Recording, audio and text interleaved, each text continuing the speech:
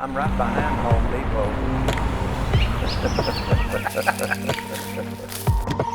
You live behind Home Depot now? Yeah. Yeah, I remember that. I've got a duplex over there. Village Green Drive. You like it over there? Yeah. It's a one-way street, and you know the Greenway that follows Mouse Creek goes all the way across town. It starts right there at the end of my street. No, I've got some right here. You got some more? No. I've got plenty. I just wanted something to sip on. If I drink much, I'll have to get up and pee too often. That'd be all right. Just let us know. Well, so Danny, you drove all the way from South Carolina? Yeah. How long did it take? It's about 5.5 hours. Did you leave this morning? Yep. Left this morning. Did you stop and eat breakfast? No, I stopped. I just stopped a while ago and got a sandwich. But you know, I can't. I'm not about to stop anywhere for anything if I can help it before I get through Atlanta. Oh yeah, yeah. I go around Atlanta if I can avoid it at all. But I hate that place worse than I hate Chattanooga now. Cleveland's getting almost as bad. That's the truth. You know, when I moved here, there was 20,000, 17,000 to be exact, in Cleveland. Now there's 75,000, and they say there's that many in the county. When did you come here? 1971. 71. In November the 5th, on my daughter's birthday, November the 5th, 1971. How do you remember dates so good, Jim? Well, I moved over here, and then I built another house up in Indian Hills. I had built a couple back in my hometown, and I was telling somebody the other day, I was telling my brother the other day, that last house I built in Blytheville, I built a 4-bedroom brick house with central heat and air, dishwasher, concrete floors, everything, for $20,000. Do you believe that? What did you come to Cleveland for? Well, I had worked 7 years on the farm with my dad. His health got bad and he had to quit. So I had to move to town. So I went to town. We sold all of our equipment. We had 320 acres over there. And we just bought some brand new Massey Ferguson tractors and stuff. And I moved to town and bought me a brand new house. 2 years later, I built that brick for $20,000. And I went to work for Continental Oil out there making anhydrous ammonia. It stores at minus 40 degrees below zero or something. And you have to have compressors on it to compress the vapors or it'll vapor off and all leak away. But I worked out there swing shift for 5 years. And you would work, they'd call you in early, no matter if you was on day shift, evening shift, or midnight shift. You change shifts every week. They'd call you in 4 hours early, then you'd work your 8 hours, then they'd hold you over and you work 4 more. And sometimes you'd have to stay 2 more till somebody got there. So I'd put in at least 16, 18 hours a day, and I got to where I didn't know where I was coming or going. And I said, I got to get out of here. So my sister and her husband was pastoring the North Cleveland Church of God at that time. And I come over here to visit them, and we went to a horse sale. And I started buying horses and cars. And when I moved over here, I got me a job with Mullinax Lincoln Mercury. And he and I had horses. I had like 40 horses at one time.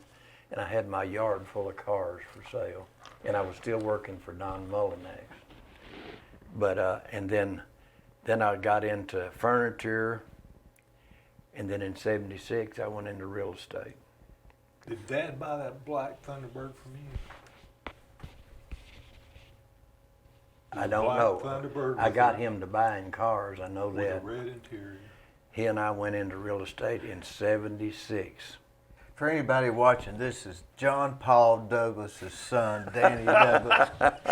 And John, my claim to fame in Cleveland, Tennessee. And John Paul's best friend, Jim Hicks, the legendary. Well, we were just like brothers, and we put 25 years from '76 to about 2002 in real estate. Now tell us about the first time you met John Douglas. I was sitting there in Betty Lee's office, and John Douglas walked in, and I said, "Who is that?" She said, "That's a new agent I've just hired." I said, "Oh, Lord, Betty, he can't sell no real estate." And we sat down and got to talking, and I found out that he had 4 sisters. I had 4 sisters. He was the youngest of the family. I was the youngest of the family. He was the only boy. I was the only boy. He had 1 sister married to a preacher. I had one that's married to a preacher. He said, "My daddy's name is John." I said, "My daddy's name is John." He said, "I've got a grandson named Jonathan." I said, I've got a grandson named Jonathan." It just went on and on. So we were just like that, just like that. And so we started calling each other brothers. And I'd said, "This is my brother from another mother." And that got to be the thing. And I got to going over to his house and having dinner, Sunday dinner with his mom and dad on Sunday. And one day we got a call, and they said, "Y'all better get over here quick." Said, "Mr. Douglas is up on top of the house and he can't get down." So we took off over there and got him off the house. About scared us to death. He was an old army man, you know, and when I'd come to the door, he'd say, "Hicks, is that you? Come on in and get you a plate." I said, "Yeah, it's me, Mr. Douglas." Served in World War I.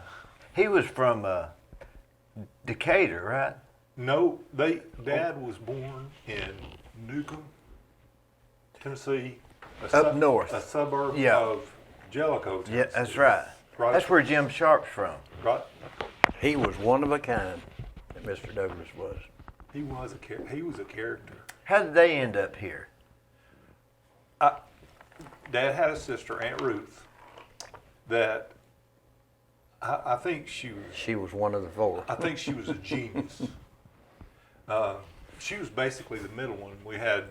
I had Easter, Gladys, Ruth, Betty, and Dad, and my grandmother wanted her to go to school, so she wanted her to go to Lee College, and they moved down for that specific purpose.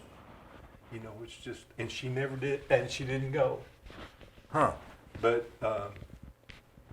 it's just real interesting how things work out that brought them all down here. You know, my oldest sister, I lost her at 38 in 1975. She was the first one to go. And then my dad died in 80 at 73. My mother lived till 2000. I moved her over here for 12 years, and then I moved her in the house with me 3 years because I had to take care of her day and night. And I miss him so bad. I'm looking forward to that great reunion day. Yeah. And when I want to tell you about Bonnie. Bonnie had started her a new career cleaning people's houses and ironing clothes, and she worked with one couple for 10 years, and they wouldn't tell none of their friends about it because they were afraid they would get her. Well, when their kids got out of college, they started letting some of their friends use her because they didn't need her all the time. So she started ironing for 5 more families. All of them had money. I mean, big house over here on Old Coy Street, and just everybody, one up by the mall. And one day she said, "You know, I need to go back to the doctor and tell him I need something stronger than this aspirin and I'm taking, my back's hurting me too much." And I said, "Well, we were both taking little 40 milligram blood pressure pills." And I said, we can't get a refill anymore. We've got to go have our checkup and they'll pull some blood. So this time we'll tell him to give you some kind of a little pill stronger than this aspirin you're taking for your back. So we went over there that week and they pulled some blood, and they called me in about a week and said, "Whatever you're doing, just keep doing it. Everything looks good." And they called Bonnie and they said, "Hey, your numbers are not looking as good as they were 10 years ago. We need to run some tests and see what's wrong."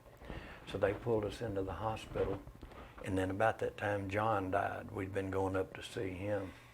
And 17 days later, they was running some tests up at the hospital, and they said we found a spot on her liver, and we don't know if it's benign or not.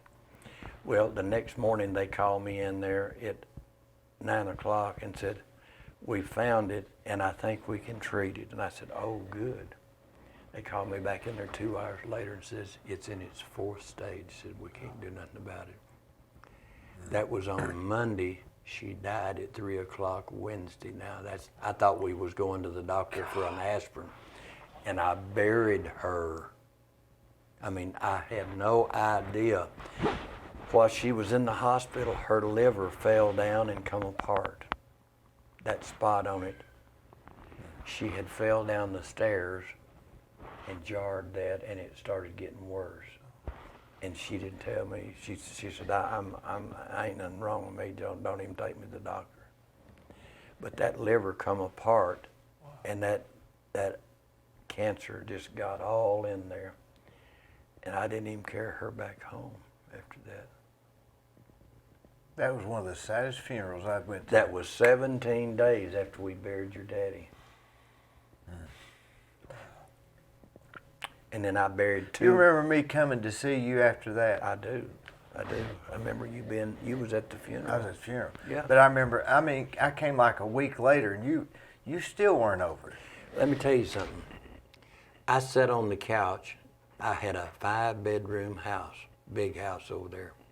We'd been there 31 years.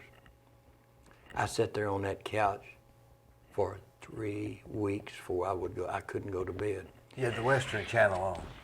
And finally, well, I just couldn't bring myself to go to one of those bedrooms and go to bed. And one night I said to myself, I've got to start sometime or another. And I've been sitting on that couch, sleeping on that couch for 3 weeks. I got up that night and went to bed, and I had a dream. And I thought I walked back through the house, and I was going through those bedrooms, making that big loop back there. And I thought I saw her sitting there in a chair, and she got up and come running to me with her arms outstretched. And that was the best feeling I have ever had in my life. I told a man at church about that, and he said, you have just given me faith. He said, now I've got hopes of seeing my wife again. I said, yeah. I said, and then after I moved up to the duplex, I had another dream about her. I've dreamed several times. I'd wake up and I'd be talking out loud to her, and then I'd realize I was in that house by myself. And that's the awfulest feeling, to think that you're with your loved ones and you're not. Did it help you moving out of that house? I had to move out of it. I had to. I got to where it was so big, I was afraid to go home in the dark. It felt like it was full of ghosts or something. I just couldn't. And so when I found this duplex, I moved just what I could use up there, and I sold the rest of the stuff. All my beds were king size except one. I've got the queen in my master bedroom, and my nephew from Arkansas came over and spent 4 nights with me, so I went out and got me just a regular bed and put in there. I had just a desk and a chest of drawers. I used the closet, but I went and got him a bed for him to sleep on. And that's the way I put a bed in that second bedroom. I'm using a queen size in the bigger bedroom, but the kings wouldn't even go in that little bed. They just go wall to wall, and you couldn't even get to the closet. So I said, I can't do that. That was a rough year, wasn't it? 5 years ago? 5 years ago. 5 years ago. 2016 was the roughest year. We lost Merle Haggard. It's like I said, he was 3 years, 1 day, and 1 month older than me. What's your biggest obsession with Merle Haggard? Well, I started listening to him in 1970, 69 and 70. I had everything that he put out that I could get my hands on on 8 tracks. And then I converted them over to cassettes when they come out. And then I converted them over to CDs.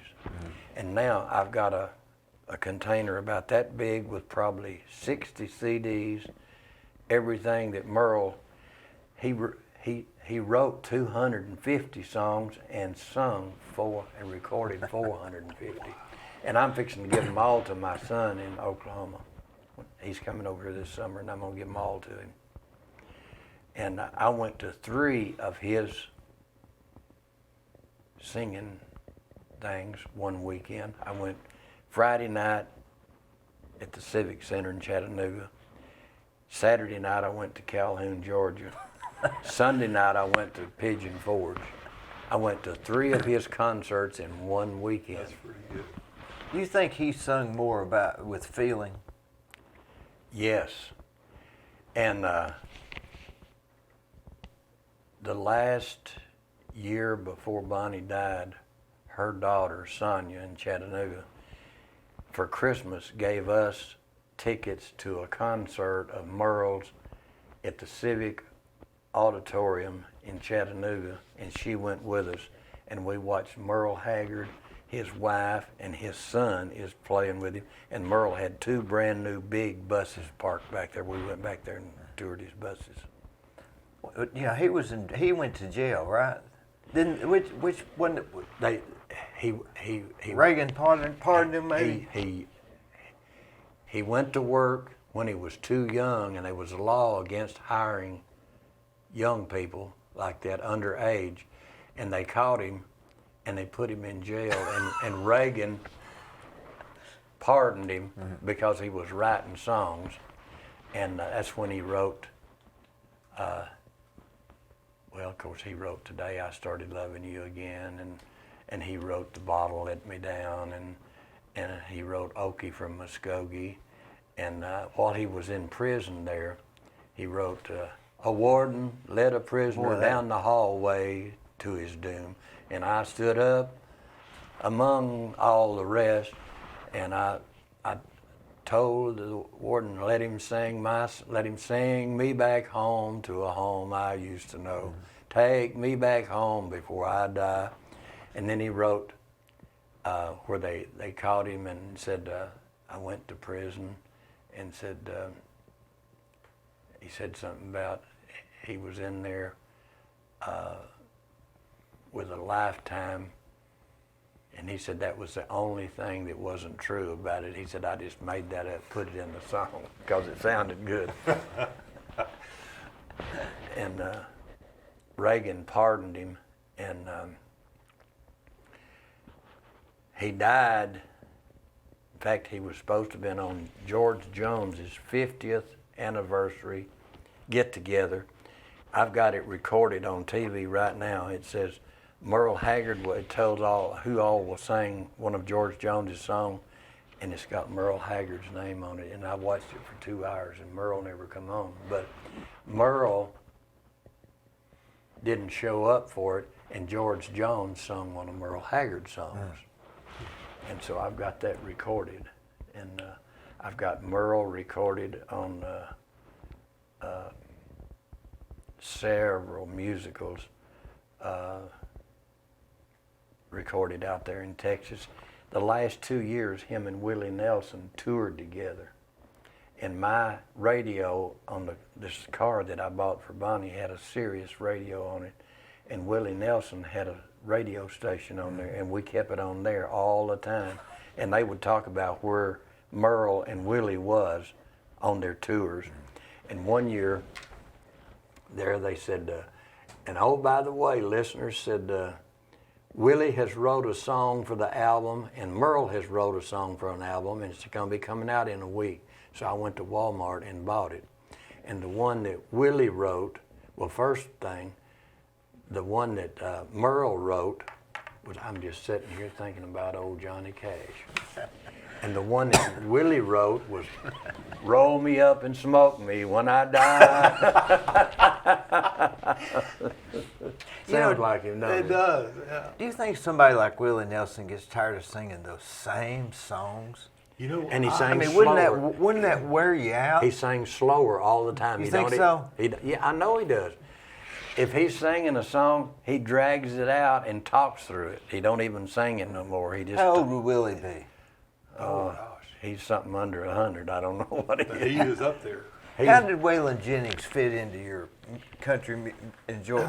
like country music? Well, when Waylon started getting started, he come to Nashville, and Waylon, Willie told him, said, "You won't make it in Nashville." Said they won't record your kind of stuff. So he went to Nashville and stayed about a month, and he said, "You're right." He moved back to Texas, and Texas would record them just like they were. What was the difference? He recorded them the way he wanted to sing them. In Nashville, they wouldn't record them. What's the difference? Well, back then it was all the twang, and it was all the really what you'd call an old style. You had to sing them the way they wanted you to sing them, or they wouldn't record them for you. To me, Waylon is more what I call outlaw country. He started the Outlaws. Outlaws was Willie, Waylon, Merle, Chris, was he in the Merle? Merle's on there. I've got them in an hour audition on TV. Got that recorded. Merle. Hank Williams, of course. They sung Hank Williams songs, but what was the guy's name that wrote all the songs for them? And Chris Christopherson. Chris Christopherson. He's in there. He's got long hair. You remember his song Sunday Morning Coming? Oh, yeah. Boy, that's. Do you get Circle TV here? Have you heard of that? Circle TV. Roku. It's maybe on there. It may be on there, and it's a channel in the mornings. It's the radio station WSM live, and My TV's got 2,000 channels on it. if you I don't even know what But you don't have a computer. if you're a country music I just fan, I you just would love thumb through there, and if it's lit up, I get it. If I don't, well, I don't. But they had you going back to that question you asked about singing that one song.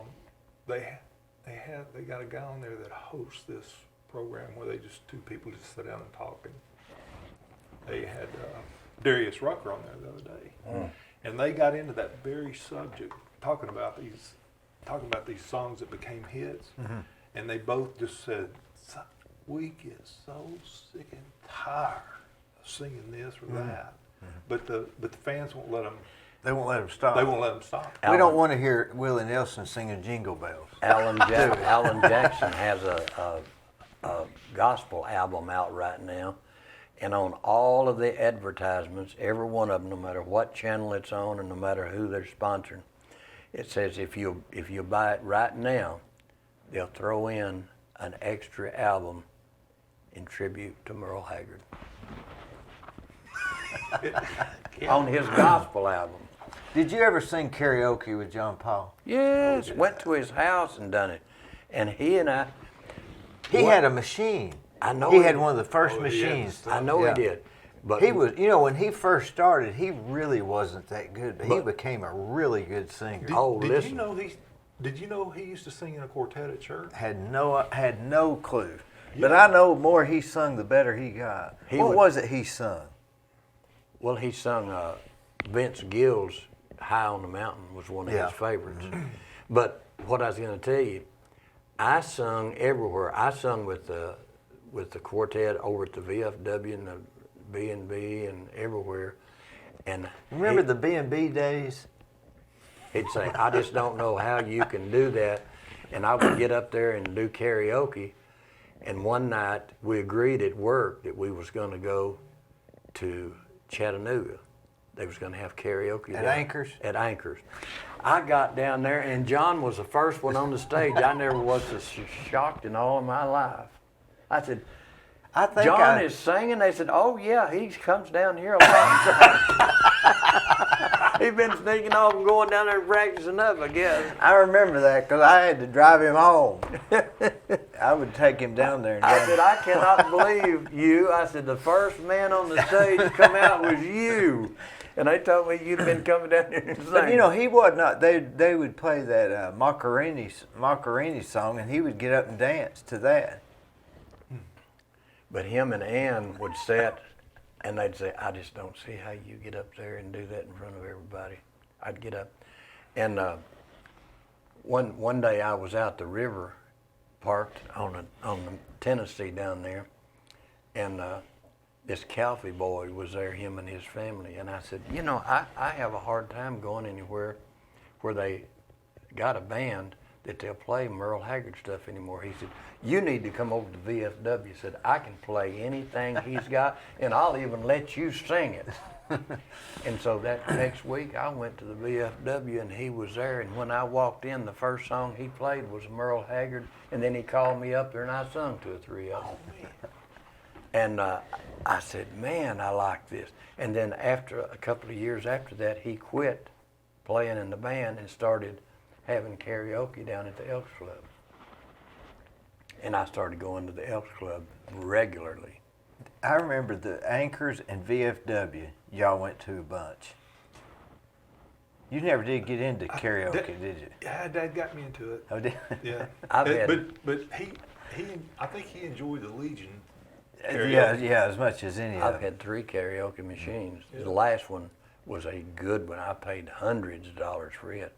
And when I moved, the speakers had gone bad, and I just left it there with the rest of the stuff. Some woman, the woman that bought the house, said, I'll give you X amount of dollars for your furniture, whatever you leave here. So I think I got, well, I ended up carrying nearly $5,000 out of there. And I used what I needed, and I downsized, and that's the way I got rid of it. I didn't have to move it, so. You know, Dad would sing in his own voice. A lot of people that sing Yeah, yeah. karaoke, they'll imitate the artist. That's right, that that's they're- right, that yeah. they're He could singing. sing High on the Mountain. He But- knew that song, and he loved it. Yeah. And And he'd sing it in his voice, And he'd right? sing it, yeah, he'd sing it just like Vince Gill does, but you could tell it was John singing it, but he liked it. And I kind of liked the way he done it, because he just... I like the way he did it better than I did the way Vince Gill did it. Well, he just got into it and put himself into it, and that he made it his song. That's what he did. And the old guy that used to play at the VFW over there, the Calfee boy, he loved for me Are to you get... sure that was Calfee? Yeah. Leroy. Leroy Calfee, yeah. He just loved for me to get up and sing a Merle Haggard song, because one night I got there and I told him, I said, have you got Tonight the Bottle Let Me Down? He said, I sure do. I said, well, I'm going to sing that tonight. He said, I want it to be your next song. He said, I want to see how you do on it. So when I got up and sung it, somebody said, wow. He said, I don't believe the bottle let that boy down. He was really a mess. And one night, Bonnie got up and sung with me, and he said, now ain't that sweet? That tears me up right there. And he was really something else. When did John Paul sell real estate good? Yes. One time, okay, when we left Betty Lee, we worked a couple of years for her, and I put a deal together. I sold, we started going to the Elks Club, and the guy that worked, that done the cooking For the lunch? for lunch, called me back there one day and said, I want you to list my farm. I said, okay. So I listed his house, and it's about 100 acres with it, and then he had 20 across the street. And so I listed that, and the next week I got a guy from south of town that had a house in 5 acres, and he said, I want that house up yonder, but you got to sell mine first. So I listed his subject to him buying that.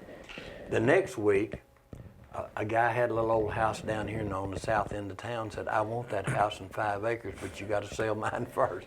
So I had 3 people that I had to sell. I got all 3 of them sold. I took all 3 of them to the bank, to the Cherokee Valley Bank, and all of them's credit went through, and I closed the deal. And my check was $7,700.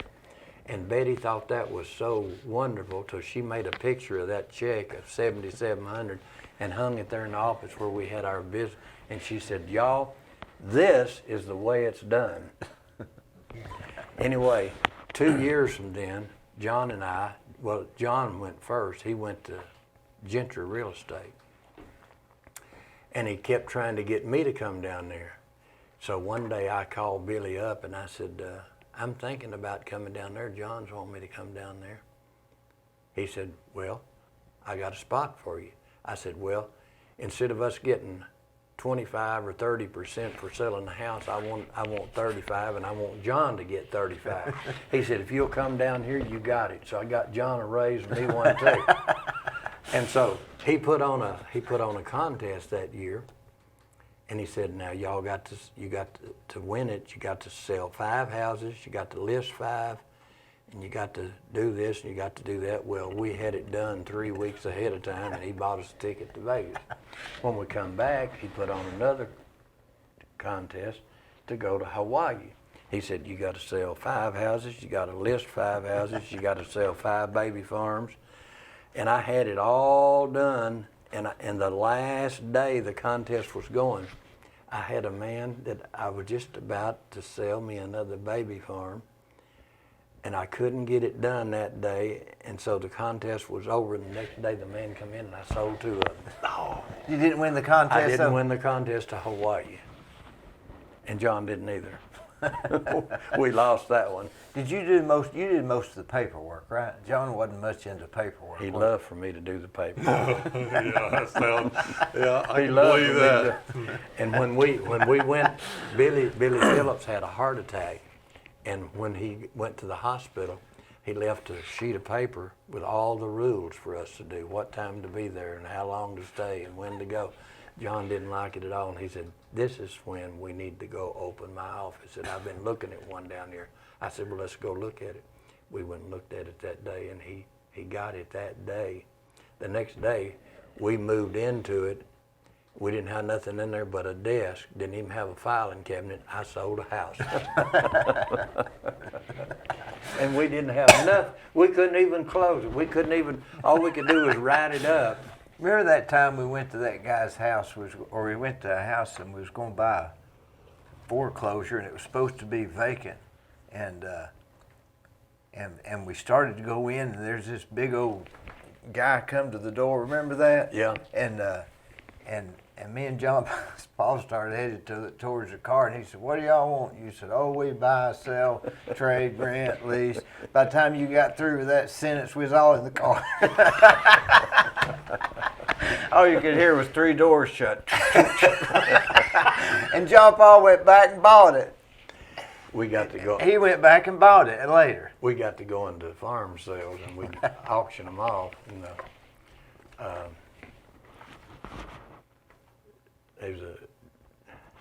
did you ever try to auction? Or it was Don Harris. Don Harris, yeah. Don Harris. He'd practice up. I was a groundsman a few times. And so before we'd go to the sale, we'd all pick a lot and say how much it was going to bring, and we'd all bet on it. Mm-hmm. Guess who got closer than any of them to what the lots would bring? It got to where they wouldn't hardly bet with me. But we had a ball. But old Don, he got me out in his truck one day, and he got to practicing. How many dollars on it, boy? Who's going to bid to buy it? I said, Don, you're getting pretty good. He said, well, I'm just practicing on you. He said, you just sit and listen. And he just rolled it off and rolled it off and rolled it off. And then John got to doing it. John would go around saying, how many dollars on it, boys? Who's going to bid to buy? I've got $1,000 now. It's going to be $1,500. He never did auction, though, did he? Or did he do as comes those benefits? He got to where he did a few, yeah. Yeah, he did some small stuff. I think he really would love to do Yeah, that. he wanted to so bad he just couldn't. He just couldn't not do it. He had to, but so he got in and done a few.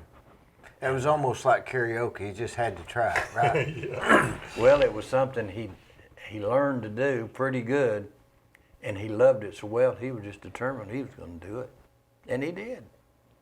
And I told him, I said, John, you could be good at this. It takes practice now. Those boys, they don't just do that once a year. They practice it every day, and you've got to learn to rattle it off, and you got to stay in practice like singing. You got to keep your voice in shape. Did you lived on a farm, didn't you, before you came? I was raised on the farm, and when I left, Now, where was you from? Arkansas, Arkansas. Blytheville, Burdett, Arkansas. We moved over from Burdett over to the Gibson farm in '49. I see. Remember these dates. God. And the road hadn't even been graveled over there. And it took 2 of our John Deere tractors to pull 1 trailer load of furniture down the road. The ruts was about that deep. And then that next year, they graveled the road and the bus run right by the house. Boy, we thought we was uptown. And this was in '49, '50. And then I left home in '56, '57. And then I went to town and the crunch hit. I lost my job, lost my car, and I went to work for the highway department. My buddy's dad-in-law was the foreman over the highway department there in town, and he put me and Billy to drive in a truck. And the old trucks didn't even have a heater or a defroster in it, and we about froze to death that winter. We'd have to get out and roll the window down and hold our head out the window because we didn't even have a defroster on it. Ice over it and we couldn't even see out of it. Dad come up there one day and bought me some coveralls and insulated underwear, and he said, James, that was my name then. He said, your Uncle Charlie has went back to his brother Ted working for him, and said, I had him over there in your grandpa's house. Said, if you'll come back and work for me, I'll pay you a pretty good salary. And I said, Dad, I don't want a farm. He said, but you'll have Grandpa's house. I'll give you a salary, and I'll give you a bonus at the end of the year. I said, when do we start? He went and bought me a car. My house didn't cost me anything. I didn't pay no rent on it. He paid me by the week, and then I got so much a bushel of beans and so much for every bale of cotton. And then we got to buying mechanical cotton pickers. Paid $6,500 for a 1-row. It wouldn't pick all my cotton. I had 200 acres of cotton there. The next year I traded in on a 2-row, give $17,000 for it, and then I could pick all of our cotton twice and my neighbor's cotton, and I'd make me $500 a day with that machine picking cotton out for my neighbors. And I bought my first boat with that money. And the next year I went to town and got me a brand new, and I got me a brand new, had a 75 Johnson on it, a fiberglass body, 17 foot long with the trailer. Could you remember how long your boat was for first when you got it? $1,800. You couldn't even buy the trailer for that now, let alone the motor No. and the boat. Did you buy a Yeti cooler? And it had a top on it. And I'd go out on Sunday evening and we'd ride that boat, and you couldn't turn it over. I mean, that thing, and just you could run it wide open and turn it as sharp as it'd go, and it'd turn around on a dime. And but I made some money with the cotton picker. Do you ever go back to Arkansas to visit? Everybody's dead back there that I knew. Dad died in '75. Mom died 80. My sister died in '75. My mother died in 2000.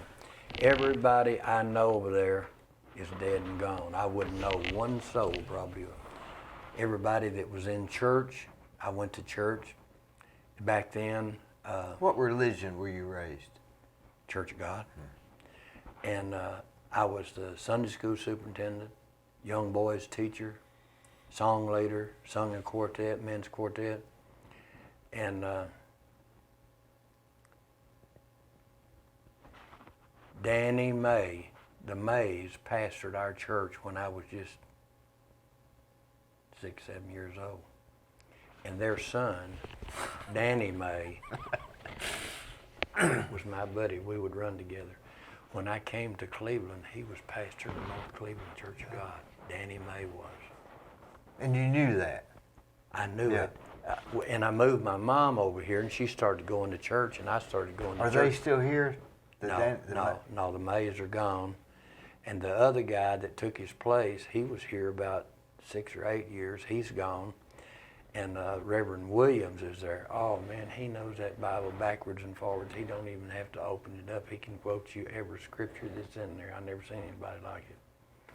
He's preaching on Revelations right now. Has been for about 3 weeks straight. It's scary. Where's that church at? It's over there by the Lee college. College? Yeah. Lee College. That's just a big church, down isn't the it? street. They bought up everything. My brother-in-law helped them buy every house. They bought every house over there and made big buildings out of it and paved the streets and run them the way they wanted them to go. And that church has got 2,200 members. It's about everybody. That's a bunch of people. And I sit back there in the back where I can see everything. And they record it. They got a TV program and everything. Now They got cameras going. the old tabernacle over on Central Avenue, that was Prophecy. Church of wasn't God it? of Prophecy. Church of Yeah. God of I Prophecy. get them confused. They used to have they split off from the Church of God. And they used to have their headquarters here and had their General Assembly here, you know. Yeah. In fact, one year, I filled my house up with them. Every bedroom. I got $100 for everybody that wanted to go to sleep. I mean, I was getting like $1,500 a week. Well, see, that's some of my first memories growing up as a kid. Dad ran an MC Hedrick grocery store right there. That's exactly Yeah. that's When exactly I come here, right. Your dad was working there. He was. Yes. Now, He quit and I had him one right after that. He had one up there in Meigs County. that's what I was Now, thinking. actually, actually, he had gone. MC Hedrick built a one on Peerless Road, and Well, he was in Ace Hardware there for a while. MC. Yeah. Hedrick. right. But prior to that, he was on Ocoee Street Yeah. Yes. in the plaza, which he owned when he died. Am I right? Remember that? Well, Floyd Nudd did the books, remember? after this is one way I remember it. After MC Hedrick was there at Ace Hardware, John had the grocery store in Meigs County, and I went up there and seen it several times, and come back. Was he real estating then? He sold it, No. and then he bought one over here on North Ocoee Street, and he would go over there and work and help them stock it, and then he'd come. This was right after he started in real estate, and then he'd work full time in real estate. He finally sold that one on Ocoee Street, and he got into real estate full time after that. But I think But he would go over there on Fridays or Thursdays, whatever stock day was, and work all day stocking, and then he'd come back and work real estate. He done that 1 year. I worked with him. I worked with him in Decatur. How old were you then? I was in high school.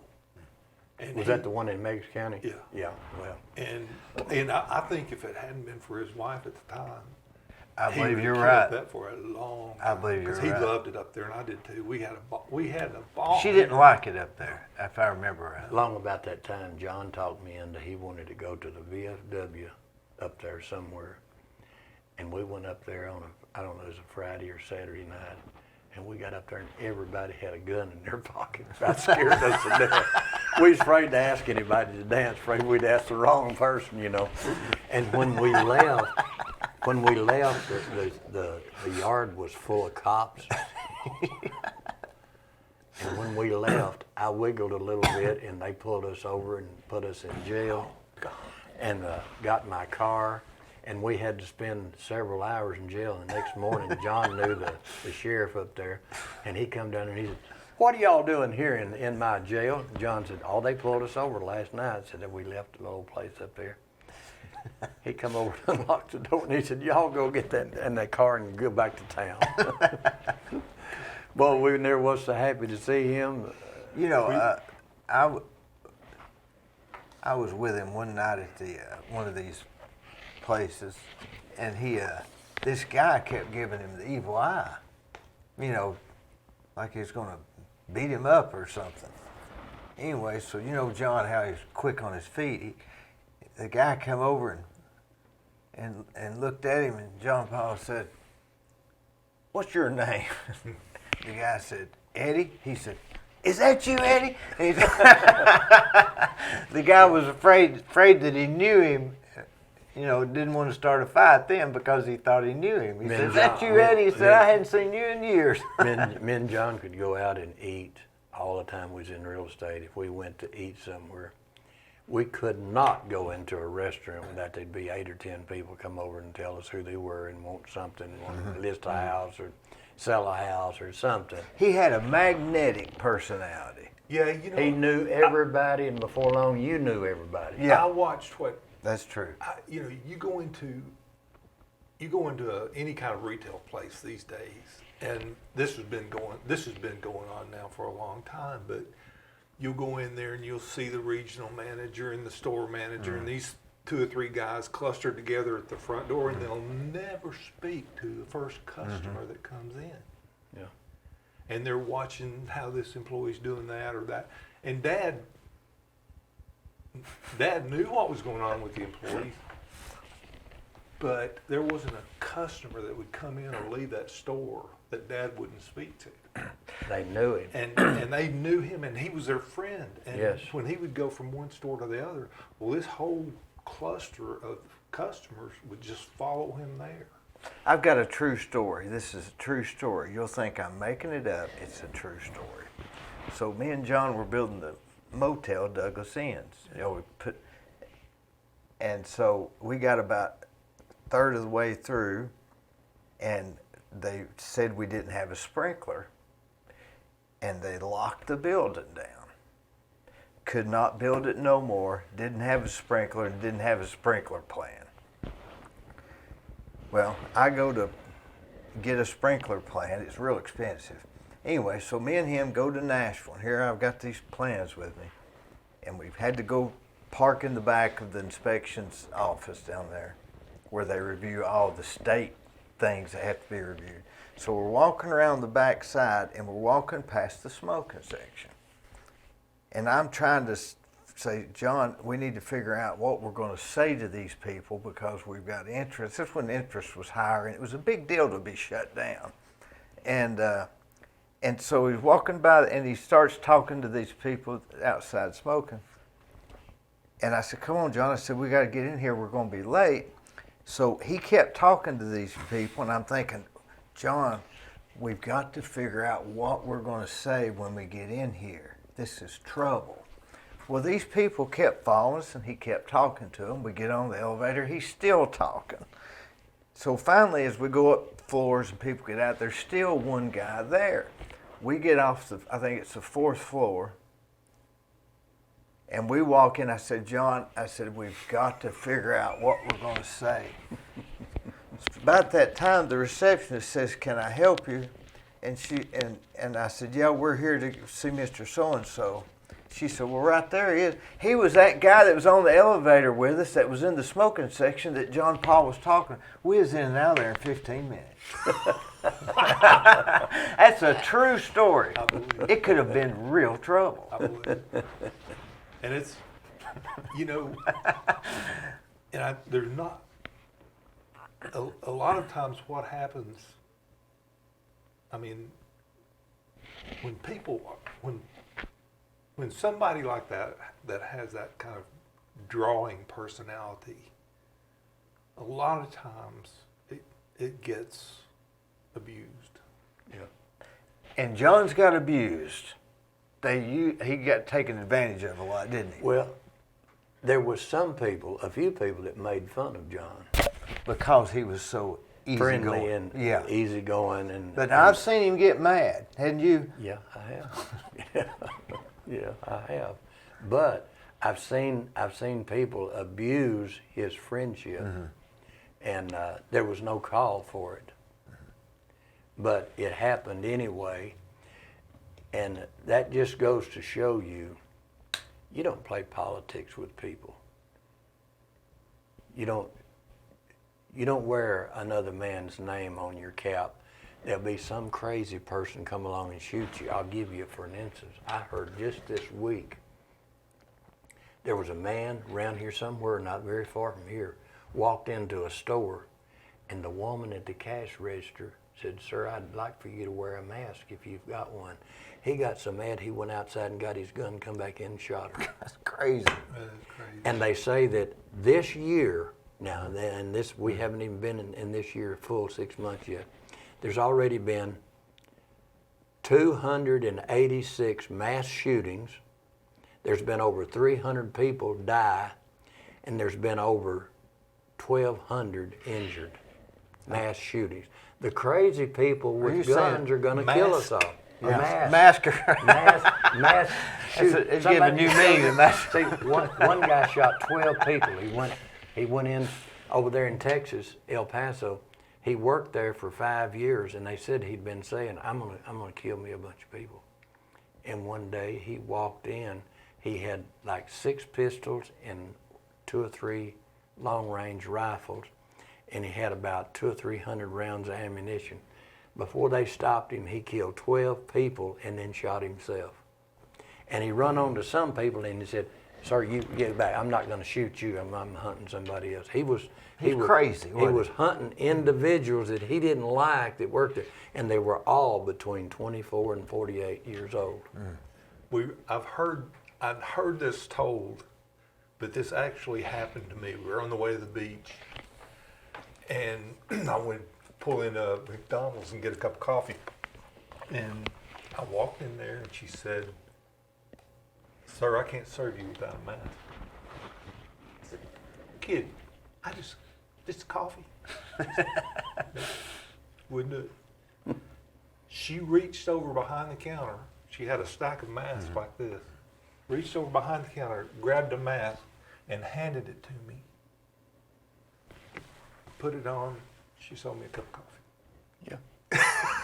Well, see, it's the It's crazy, isn't it? It's the people's right to have a rule. If they want you to wear a mask, and there was some woman on TV, she said, "Well, if that's the way they want to be, I'll just go somewhere else and spend my money.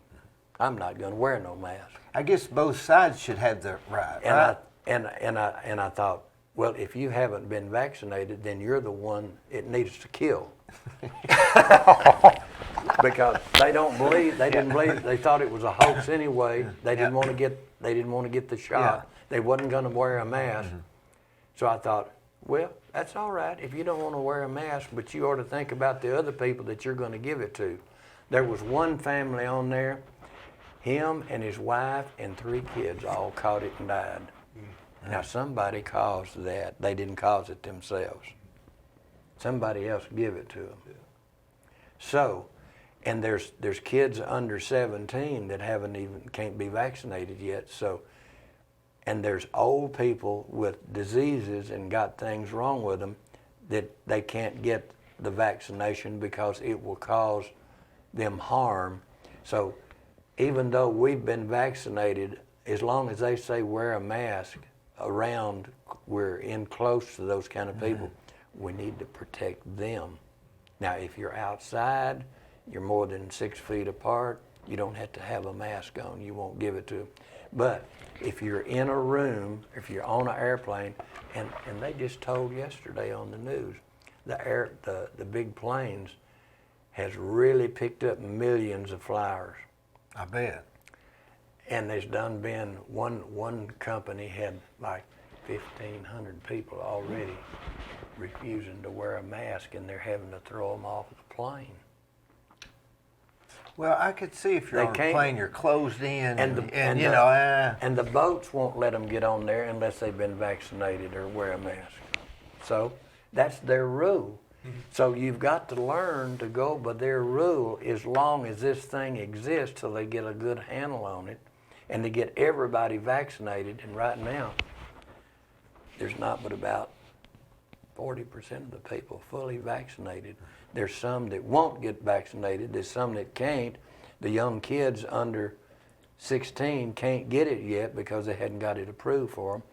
So, and there's a lot of old people that's got so many things wrong with them, they can't get vaccinated either. So you've got to protect, somebody's got to protect them, or we'll have another. Have you been going out much with this COVID? No, I haven't gone out for a year and a half. I've just now started going back to church because the church had 2,200 members and they're from all over the world. So how can you set people around 6 foot apart, 2,200 members? So I quit going. And I went the last few Sundays, but I wear my mask till I get in there and I see who I'm sitting by and how far I'm sitting away from somebody. My guess is you have a black mask. No. I wished I did, but I said all the time, everybody thinks I should have a black mask, but I don't. Oh yeah. I've got a bunch of those. Why wouldn't you go ahead and get a black mask? Of course. Because these are giveaways. How have you been getting your groceries? Well, now I wear the mask and go to the grocery Oh. store. And I wear the mask and I go to the drugstore to pick up my medicine. Outside of that, I go through a drive-through to get my food, take it home and eat it. And outside of that, I haven't been in a restaurant. I went last Sunday. I won't be going down there anymore. I stopped at Kentucky Fried Chicken. I thought, man, I got to have me some potatoes and gravy. I haven't been here in so long. Yeah. So I went in Kentucky Fried Chicken, went in, and I ordered me a 2-piece dinner. Me and Bonnie used to go in there 2 or 3 times a month and get a 2-piece chicken dinner. I'd get a wing and a thigh and potatoes and gravy and a slaw and a biscuit and maybe some salad, and it'd be $5. I got it this time and it was $10. I said, man. And I noticed there would be people in there, if there was 2 or 3 of them, their bill would be $30 and $40. And I said, what in the world's going on? And so when I got my dinner, instead of putting it in a plate, they put it in a box and a bag. So I went over to the table and sat down and I opened it up, and it had a leg. It wasn't a wing and the thigh, it was a leg and a thigh. And I had them to add some green beans to it, and they give me a little old bowl of green beans about like that, had about 3 spoonfuls, was $2. I said, I ain't going back in there anymore. It's good. It's that way Everywhere. The $6 lunch is now 11. Well, and probably people... And they're probably making less money now than they people were. was working in there for $7 an hour, they're paying them $20 now. Because to get somebody back in The there first to work. restaurant that decides to pay people $20 an hour is going to win. Well, Because I'm still going to go eat. they're paying them because they're even advertising $19 an hour for just, we need to hire somebody. They say we'll pay $19 an hour. And a sign-on bonus. Vacation pay, and a woman can get off 2 weeks to have a baby, anything, and $19 an hour. You know, supplies and that sort of thing, those prices may go up. Food prices may come back down. Supply prices may come back down. But once they set that salary, it's going to be there for It's going to be. good. Yeah. Well, you're right. Yeah, they ain't Because gonna be no the prices out the door can fluctuate, but Yep. the hiring will never go back down. They're not going to go down from $19 an hour to $7. That's for No, sure. that's for sure. Because people's going to say, I Can can't you imagine work. working for $7 an hour? I can't imagine working. Yeah, but back on the farm, I worked for 30 cents an hour. But- $3 a day for 10 hours, and me and my youngest sister, it took both of us to make a hand, and we split that $3, made $1.50 a day. Now that's what I started working on the farm for. And even when I got grown, we would chop cotton for $3 a day, and a tractor driver got $5 a day. What were you doing in the mid-50s? I was on the farm. They say that was the best time to grow up. You agree with that? Well, it was cheap enough. And But isn't cheap relative? well, the thing about it, you know, everything else was cheap. if you're working for $3 a day, you can't you couldn't buy a new house if it was $10,000. You couldn't buy one. In 1969 and 70 was when I built that house, that 4-bedroom brick house, for $20,000. But I was working for Continental Oil. I was making $500 a week then, not 30 cents an hour. There's a big difference in that. But isn't everything relative? You know what I'm saying? Isn't it relative? But when labor is cheap and everything else is cheap, you ain't no better off because you can't buy it. You couldn't buy nothing for $10 because you only made $3 a day. I've worked all week long and my payday would just be $15. $15. And if it rained and I skipped a day, I wouldn't get but 12. So how could you buy anything? But things were cheaper then, right? Cars, you could buy a nice car for $500, but $500, who had $500 and how would you get a hold of that much? I think the difference is now people are spending.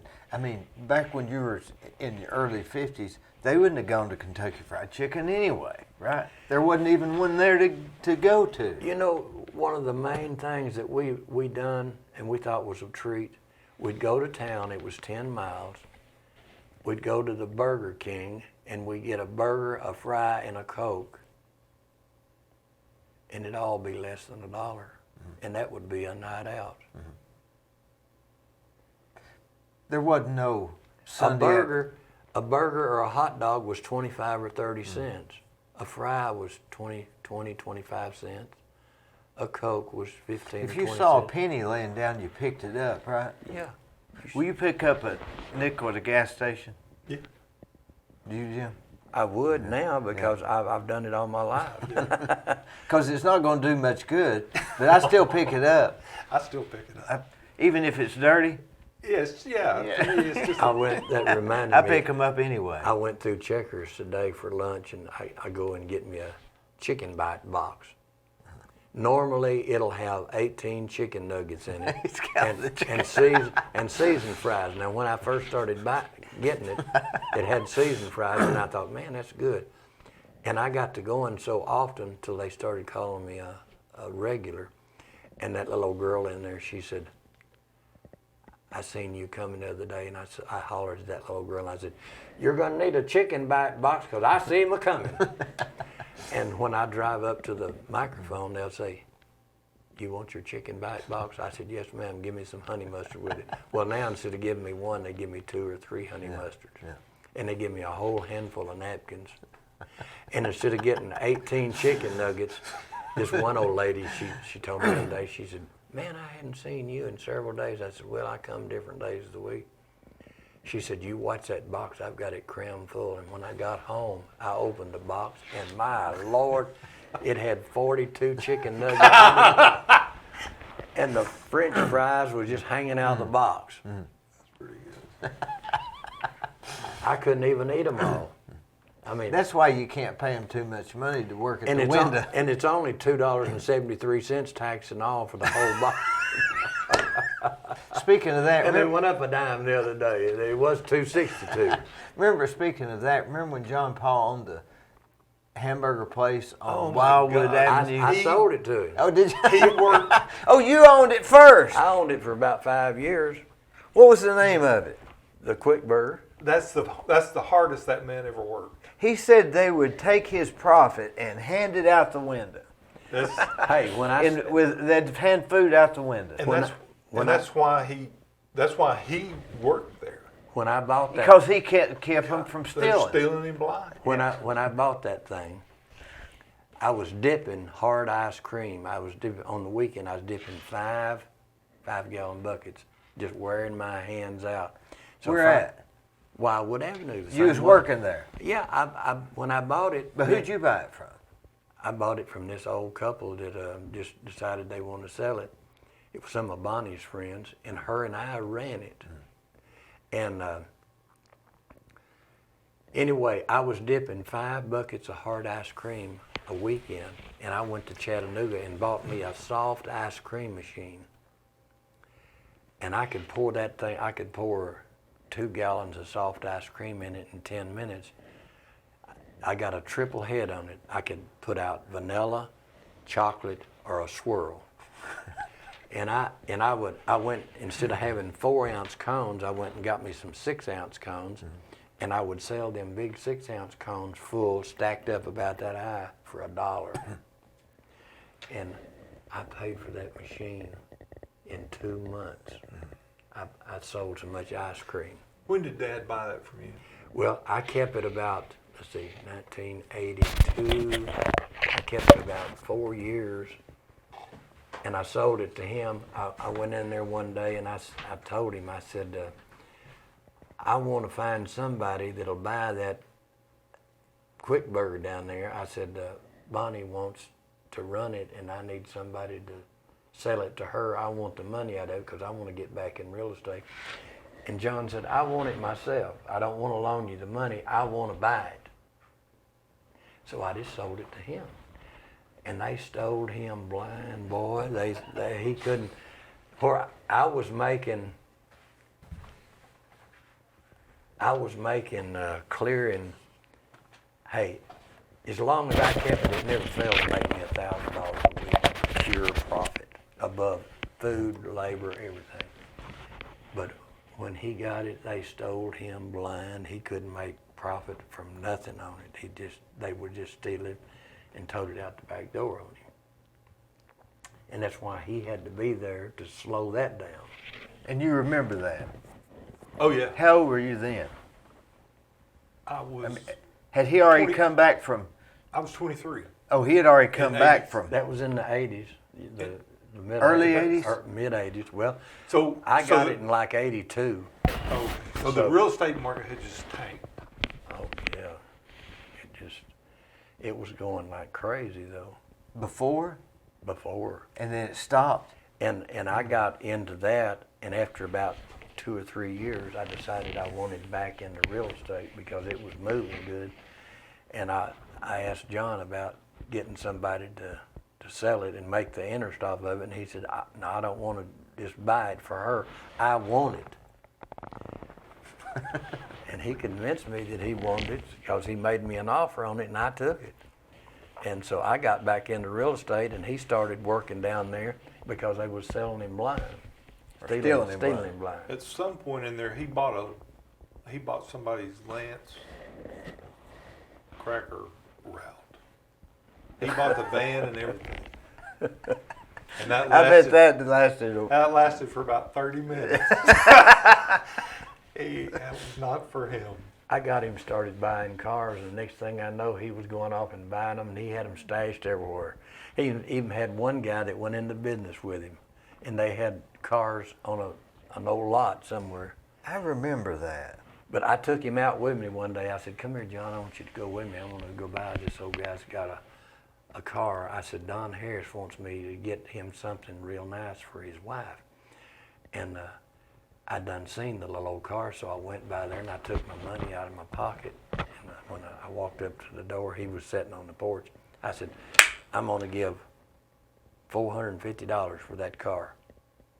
He said, if I took that, my wife would kill me. I said, well, that's all I can do. I've decided that that's all I'm going to give for it. So I told John, I said, let's get back in the car. And we started to leave. He said, hey, stop. He called me back up and he said, give me that money. So I drove the car home and John drove my car home. And I took the car to John's office. I took the car to Don Harris at Mullinax Lincoln Mercury that night. And I sold it to him and made myself my $200 or $300 that I was wanting to make off of it. And his wife just loved that little old car. It was just like a brand new one, man. It was. But I bought it at my price, and I already knew how much Don would give me for it because he told me. And he said his wife had to have a car, and he told me what she wanted, and so I said, well, I've got one spotted. If I get it, you'll want it. And so when I drove it in there that night, he just loved it. He said, oh, she'll love that little car. And he just bought it right off the spot. But after that, it got in John's blood. dealing with cars. And everywhere we would go, if they had a car for sale, he'd try to buy it. And the next thing I know, he was buying them, and I wouldn't even be along with him. And I'd say, "Where'd you get this car at?" And he said, "Oh, me and my cousin here has gone into business. Said we're buying used cars." Next thing I know, they had 8 or 10 sitting out there.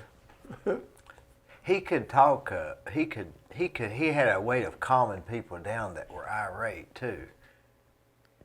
You know, I don't know if you remember me and him sold that lot to the guy that was going to put a mobile home on it, and come to find out, we had sold in the wrong lot, and the lady from Kingston or somewhere drove all the way to Cleveland, and she come walking through the door, and she was cussing. She cussed for an hour. He never said one word. He never said hello. He never said thank you. He never said I'm sorry. He never said nothing. And she left because she just couldn't get him to even say anything. I can't remember all I mean, that. he wouldn't say anything, but John Paul went out there, and I didn't go. I was tore up, and he came back and said, this other lot was sitting like this, and the lot we'd sold the guy was level. So John Paul came back and said, "I've talked him into moving the trailer." He said he likes the other lot better. It's got better drainage. Was he like that as a father, or do we know him different than you knew him? No, that was the same person to everybody. I mean, he wasn't like a disciplinary at all. Oh, no. None. I don't believe John could have changed, Dad, made that much of a difference in people, because he just did what he knew to do, and everybody loved him. Now I'm just telling you, I didn't know nobody that didn't like John. I didn't either. I mean, he got along with everybody. I've heard people kind of make a little bit of fun. They'd say, "John Douglas, he'll laugh at anything. Anything you tell him, especially himself. Yeah. he'd laugh. He'd laugh about it, you know." But Dad, my mother beat the crap out of you, but Dad never once. I don't think he ever once disciplined. You know, I went and bought a foreclosure at the courthouse, and it ended up having a $57,000 lien against it, and we were given $11,000 for this thing, and I'd failed to look it up.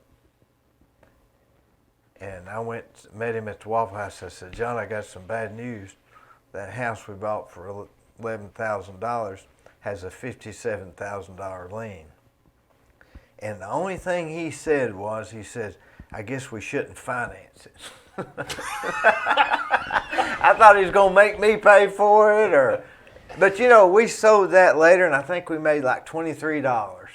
We ended up coming out okay. But you'd have thought he'd have said, "Well, no, that's not the deal, Dee. I don't want it." But he didn't do that. I want to tell you something about Dee. We had talked him into quitting the courthouse and start building houses full time. And after Dee got to going pretty good, Dee come in one day and told us, he said, "Boys, I want to tell y'all something. I've got me some lawn furniture." He went out and bought him a couple of chairs to go in the backyard. He said, "I don't know how to say this, but he said, I own lawn furniture now." You know, we had that, me and my wife had that in our living room for years. That's the only thing we had. Hey, let's show John Paul's picture while we're on the subject. There he That's is. him and Georgia Gann. Yeah. That was at my old office, I believe. I think. That's when he was sitting up there with Jim Elmore eating two biscuits, Two- sausage yeah, biscuits. yeah. And Jim Elmore, he'd come in every morning. Every That's what the other one was. Jim Seitz and John Paul. I don't remember where that picture's Hey, taken. those last few years, I got John to wearing black boots and a black hat. I believe you did. I did. I got that. a black hat in the car right now. that black hat. But he would talk about me and my black boots and black clothes. And I've got like 10 or 12 black hats. I've got black boots. I counted them the other day. I've got 45 pairs of black jeans and about that many long sleeve black shirts. But I got John to buying black hats and black boots and wearing them. Every time I'd go see him, even after we quit real estate, he'd have that black hat on and black boots. He got where he liked them. Yeah. And I guess I rubbed off on him a little bit. He really liked We you, were, Jim. we were like brothers, and I miss him so bad. Every time I go to the cemetery, I stop on the way out by the side of his grave, and I'll have me a good long talk with him, and I say, I miss you, brother. I'm looking forward to seeing you one of these days now, and I'm not gonna forget you. I love you. And I'm gonna be at that great reunion if I possibly can, and I'm expecting to see you there because I know John took care of himself right there to the last. And He was always a believer in God. Yeah. Always. and when hospice was there, they were up there the last 2 or 3 times Bonnie and I went to see him. I went over and before I left, I said, if you get there before I do, boy, you save me a seat. And one of your sisters said, I appreciate you saying that to him. Said that really made my day. And but John was just, I'd tell him little things that he liked, and that's why I stop at the cemetery and I talk to him. I feel like some way he knows I'm doing this. He can hear me. Oh, I believe that. You mentioned hospice, and you know they need to change the name. They do. You know, They do. They have when it started out, buddy, it was just the exit sign was up. Yeah. But it is a wonderful service now. It's just a wonderful service, and not too long. Well, Dad was, after this thing came back, he first diagnosed with colon cancer, and then for about 5 years there, he was doing pretty good, and then it came back. Yeah. And I got a doctor friend at home, and he said, you know what, you ought to advise him to have hospice come in. And so, far, far, far from what it used to be. Yeah. I mean, it's just a great service and good for the family and everything. He got so mad at me. I thought he's going to kill me. He said, he didn't want to hear anything to do with hospice because that, but they just need to rename that service. They do. And not everybody that gets it is dying, right? That's Anymore. Right. That's right, anymore. That's not at all. One day he called me and he said, Jim, I've called hospice. He said, now you know what that means when you call hospice. He said, it ain't up to how much money you got no more. You're fixing to die. I said, John, I don't want to talk about stuff like that. But the next 2 or 3 times I went up there, hospice had already taken over. But John had, there was one procedure that it cost $100,000 if you had it. What if you didn't have it? Well, they wouldn't do it. But John had it, and he said, I bet he didn't do it. he said he said they're wanting to do it again, and he said I don't think it'll do any good, so I'm not gonna pay it. But he said hospice has took over, and you know what that means. He said how much money you got has nothing to do with nothing. He knew that this was it. And but I was going to tell you, my brother-in-law, Gene Garner, he's now 90. He turned 90 the other day in May. We've got him and Marion, my sister, out there at the village on Candy's Lane. She's got Alzheimer's, and he's got dementia. And he's been with hospice ever since the guy bought hospice. day one. He's from the ground up on it. That guy used to come up, and every time he would come up, they'd have a fishing party out at fishing contest out on the river. He'd bring a big boat, spend a week with Marion and Jean, and then he'd go to church with us on Sunday. And last summer he sold hospice. He got more money for it than he was even asking. He got millions for it. And but Jean was in on the ground floor, and after Twila talked Marion and Jean into coming back here and buying a house, because they bought one out on the river for about $400,000. Jean come back here and he bought one for $400,000. Then he had a farm back home he sold for $400,000 after he got here. And the guy that owned hospice come up here one day, the day we put them in the village out there, and I don't know what he did, but he had something to do with their moving in out there. I don't know if he paid part of it or said something to them or what, but everybody knows him, and they call him Dr. Bobby because he's a doctor. And but anyway, he sold hospice, and he don't own it anymore. And he told us one day, he said down there in Alabama, in Georgia, in Mississippi, he owned 2,000 or 3,000 acres of land. And he said out of all of that land, he said there's about 8 or 10 houses on it, and they're fully furnished. They got all the furniture in it. They got all the groceries. He said if you're ever down that away, just pull in and spend the weekend. It won't cost you a dime. That's the proposition he made to us. And I thought, now that's pretty good to own that much property down there, 8 or 10 houses, and we could pull into any one of them we wanted to and spend 3 or 4 days, spend the weekend, spend all week. Wouldn't cost us nothing. You ever do much traveling now, Jim, besides COVID? I have quit flying. I don't drive in the rain, and I don't drive in the dark. I'm just afraid. I don't feel safe doing it, so I don't do it. When I get up of a morning, I can't hardly get my balance for a minute.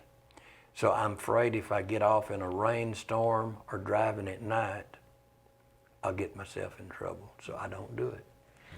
If it's raining, I don't go. I don't go nowhere at night. I don't go out of town. The last time I went to Chattanooga, I drove up the wrong way street and people was hollering at me, and that upset me so bad. I said, I ain't doing this anymore. So I've got kids out there in Oklahoma that's 1,000 miles away. And I told them the other day, I said, well, I'm not going to fly no more. I'm not driving no more by myself. But I'll tell you what I'll do. If y'all will come to see me this summer, I'll buy you gas and all of your food you want to eat while you're here, and it won't cost you a dime. I want all of you to come to see me, but I'll pay you way. How many kids you got? I got 2 daughters and a son. And I've got a great-granddaughter and a great-grandson. That's the one that I was talking about, a great-grandson.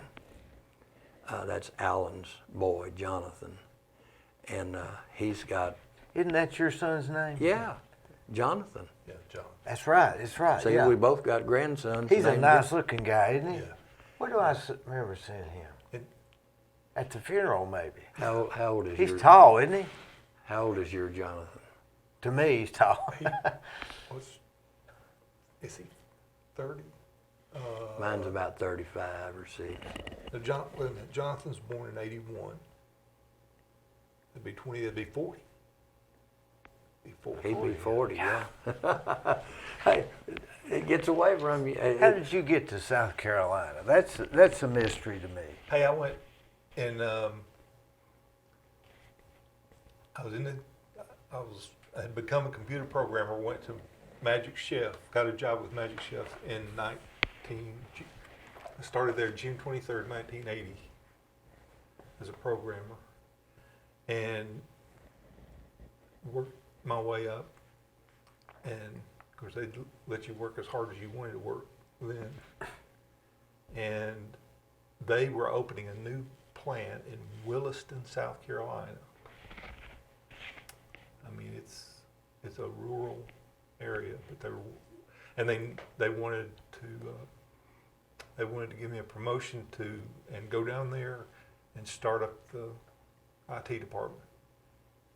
So I built the computer department for that little operation from the ground up. Is that where you're at now? In 1990. Well, and then I went to work. Then I went into business in 4 years. In '94, I went into business partnership with some guys that lived. That the business was in Columbia. Now, was that a termite business? What was that? Did you? No. Did you? You know, our best customer was Terminex. Didn't you invent something? Or We- where's that story? Well, what we did was we developed a system. The termite system, Centricon, was with every installation of Centricon, they put a PC computer into a branch office. Well, these corporations, they needed that data consolidated. And we wrote on handheld computers, scanners and equipment to let them scan and consolidate all that onto their mainframe.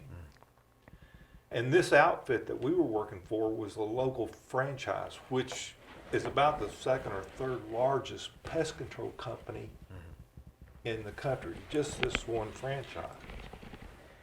Well, they introduced us to Terminex International in Memphis, their division of Service Master. We had become a distributor for the handheld computers. And for Terminex International, we sold and distributed 7,000 handheld computers and all the software on it and installed that nationwide. Did y'all sell that out? What was it? And then, then we spent the rest of our life supporting it. Oh, So it was just, then we kind of became a service. is that what you're doing now? No. Oh, I left that partnership in 2010. I became the treasurer for the South Carolina State Fair. that's right. That's what I remember. You sold out to. Yeah. And I did that, and I stayed with them till 2017, and then I just retired. Not doing nothing? Nope, Nothing? nothing. Just get up in the morning and what? I wonder what I'm going to do that day. But I'm enjoying it. What do you do anything? Gosh, Golf or? I've got woodworking for a hobby, and I've just a do-it-yourselfer. I've done a good bit of volunteer work for the church. No But money making No hobbies. visible means of Yeah, support. yeah. But I think John Paul told me you had invented something. Or maybe that's what I was thinking. Well, maybe it was the system to keep up. We just wrote Yeah, the system. yeah, I wrote the system. And it was something that, thank goodness, Terminex. I mean, they needed it nationwide in a bad way. I want to tell you about my oldest daughter out there in Oklahoma City a few years ago. She had worked for this company that built oil rigging equipment, and they sent her to school and paid for it all. And right after she got her schooling, they sold out, and she had to hunt her another job. So she found out the bank was needing a repo man. Her girl. She got a job repoing cars for the bank. And while after she'd worked at that for a year or two, she found out that the bank was going to hire a new vice president. Well, the president of the bank's son applied for the job, and she beat him out for the job as vice president. She beat the president's son out for the job, so she became vice president of the bank. The old man got old and retired. She became the president of the bank. No kidding. And oh man, she made her own schedule. They paid her about $90,000. She was the highest paid woman in Oklahoma City at a bank. Is that right? And then here a while back, a couple of years back, the bank sold. She thought she had the best job in the world. So the bank sold and they brought in their own president. She goes down to the college and she becomes the CEO of the big college there in Oklahoma City, and she's got her son a job there. And she said, Daddy, they pay more money and I got a better schedule than I had at the bank. She must be smart. Well, this company sent her to school and paid for it all. And then they sold out and didn't need her. So she got a college education free. And so one day she said, Dad, while you're sitting there not doing nothing, I know you used to do a lot of sitting there. I said, yeah. She said, I want you to write down a lot of these things about the family that I don't know about. I don't know all their names. I can't remember their names. I said, well, hon, and if she told me this 2 or 3 times, I said, well, I'm not doing it because I don't have nothing to write on. She said, write me a book. She said, well, Dad, I'm going to send you something. So she sent me a great big tablet in a folder with pens and everything. And so I sat down and I made 2 sheets, a family tree, and all the names and all the kids and who they were married to, the Tates and the Hickses and the Parnells and everybody that they were married to. And I covered about 3 or 4 pages for that.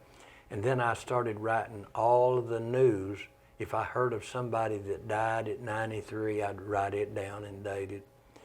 And then I got to putting jokes in there. And I've been putting Grandpa Jones jokes in there, and I want to tell you a few of them that I put in there that I think is, they said Grandpa told some of these on himself. He said, yeah, I said one day I was out there, I decided to build me a fence around my house. And said the next day after I got the fence built, I turned my old blue tick dog loose in the yard.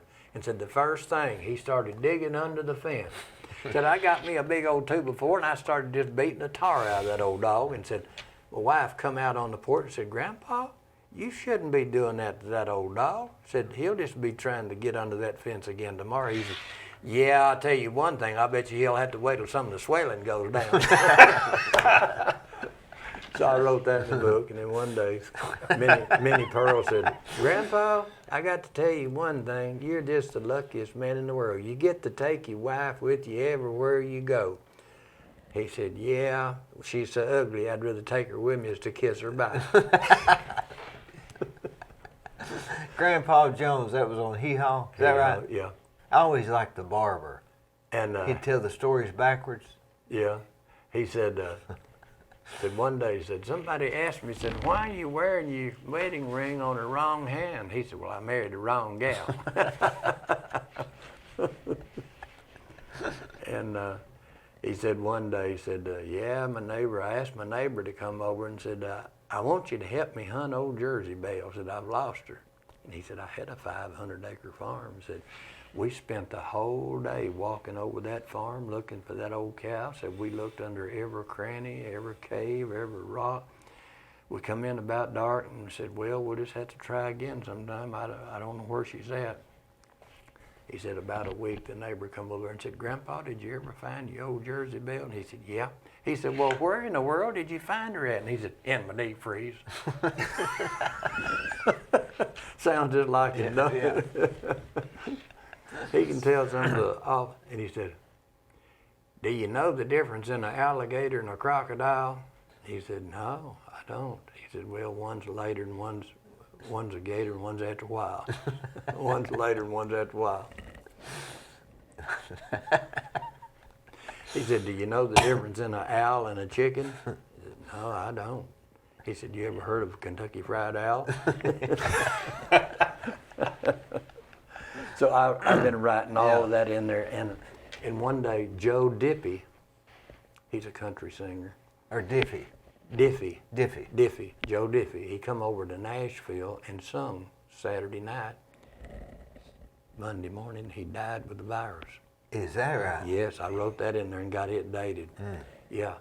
And just before that had happened, George Jones had his 50th anniversary on TV, and I've got 2 hours of it recorded, and Joe Diffie sung a song. I've got him singing the song on there. Jim, you lived through the 50s, the 60s, the 70s, the 80s, and is this the craziest times, or is this just more, or is things just always chaos? Let me tell you something. Back in the 50s, I thought I'd never be 20. I thought in the 50s, 1970 was so far off in the future, I'd never get to the 1970, and here it is, 2020. Now that's what I think about. I thought we would never get out of the 50s and the 60s and even the 70s and 80s. You know, the mid-60s was terrible. History, it was just awful. We loaded up, I think Dad had bought a beautiful red 1965 Impala. Thing didn't have any air conditioning in it. So we load up, Mom, Dad, my grandmother, and 3 children, and drove to San Diego. God. Yes. We drove to San Diego to see my Aunt Easter and Uncle Tommy. I remember them. And on the way back, I remember when they moved here. we had to drive. We could not go through Memphis because of the turmoil and unrest there. And so, you know, I said somebody the other day about, you know, some kind of Mideast chaos, and I said, you know, we've been listening all our life To that. to the Mideast chaos and the Mideast peace talks, and it's all our life, and nothing has changed. Why even give it any attention? You know, Solomon said there's nothing new under the sun. When we went up there to Mayberry the other day, they had this car museum, and they had they had a 34 Plymouth, a 39 Ford pickup truck. They had a 53 Chevy. Anyway, they had white wall tires and big hubcaps on them. I said, you know, back when these cars were prevalent, they didn't even come out with a radio and a heater and a defroster, nothing. Cigarette lighter? I said the way they advertised them as having them on sale was, hey, everybody, this car has a radio, a heater, a defroster, white wall tires, and full disc hubcaps. I said, these cars has got full disc hubcaps and white wall tires. I said, standard equipment would have been a little moon hubcap. And if it didn't have white wall tires on it, it'd have black tires. But if it had all of the extras, it'd have a radio, heater, a defroster, white wall tires, and full disc hubcaps. And within 5 years, they're going to be bringing our pizzas in a self-driven car, and we're going to get in it and pull up on Google where we want to go and just read the newspaper while we're riding. Or Of course, there won't be a newspaper. Or they'll drop them off in your backyard with a little helicopter. Yeah, they're already getting those ready for delivery. What do you think the hereafter's like, Jim? Well, I can't wait. The Bible says that eye has not seen, ear has not heard, neither has it entered into the hearts of men the things that God has prepared for him. So I can't wait for that to happen, just to see what the Almighty God has created. If this earth is as bad as what it is and corrupt, I want to see what that perfect place looks like. I want to be there. I want to Now, some go. religions believe this is where heaven will be. Well, they say this will pass away. There will be a new heaven and a new earth. So this is not where heaven is going to be. If they didn't read the Bible far enough, it's in there. And our preacher is preaching from Revelations. He got into the 5th chapter today, and he's been preaching on it for 3 or 4 Sundays now. And I've been reading it. I read the Bible every morning when I get up and plug my coffee pot in. I go sit down and I read a chapter or a part of a page or out of 2 or 3 things, and I read part of a chapter in the Bible. And I find it very interesting to read whatever his subject was Sunday morning, because it makes me understand it better. And I find that it's a lot easier to get through my day's work. I had a big change in my life after Bonnie passed away. We had sold the boats. I said, this is getting to be too much work for us. We'd go out to the river and I had a houseboat and a pontoon boat and runabout boats and cabin cruisers and stuff like that. Then we'd come home and we'd work at home around the house and do the yard, and then we'd go back and go to the boat, and we'd get out there and we'd have all that work to do. Anyway, I said, we've got to slow down. So those last 2 years before she died, I sold the boats, put a sign on them, sold them first thing. Man come along with cash and bought everything I had. One guy come all the way from up around the big dam up there and bought my pontoon boat. And one guy from a local man bought my houseboat. I had a 42-footer with 2 big block Chevrolets, had 350 horsepower each. They were Corvette engines in them, and that thing would rumble, boy. I mean, it would roll. Anyway, I sold both the boats. I was saving about $500, $600, $700 a month by not having those rental places and what we were spending out there. And we was going to get back in church. We were a little bit slow. We had about quit drinking any wine or anything, and we had slowed down on our cigarettes to 1 a day or 1 a week. Sometimes I'd go all week long, and then I'd give up and I'd smoke one. And one day, after she died, I was sitting out on the patio, and I thought, man, I need me a cigarette. So I got in the car and I went down to the gas station. I paid $5 for a pack. Menthols? Yeah.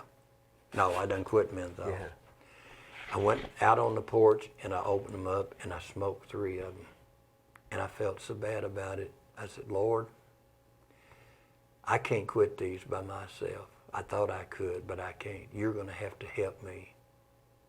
So I got up right then and went and threw them in the garbage can. And I ain't never put another one in my mouth. And I started going to church.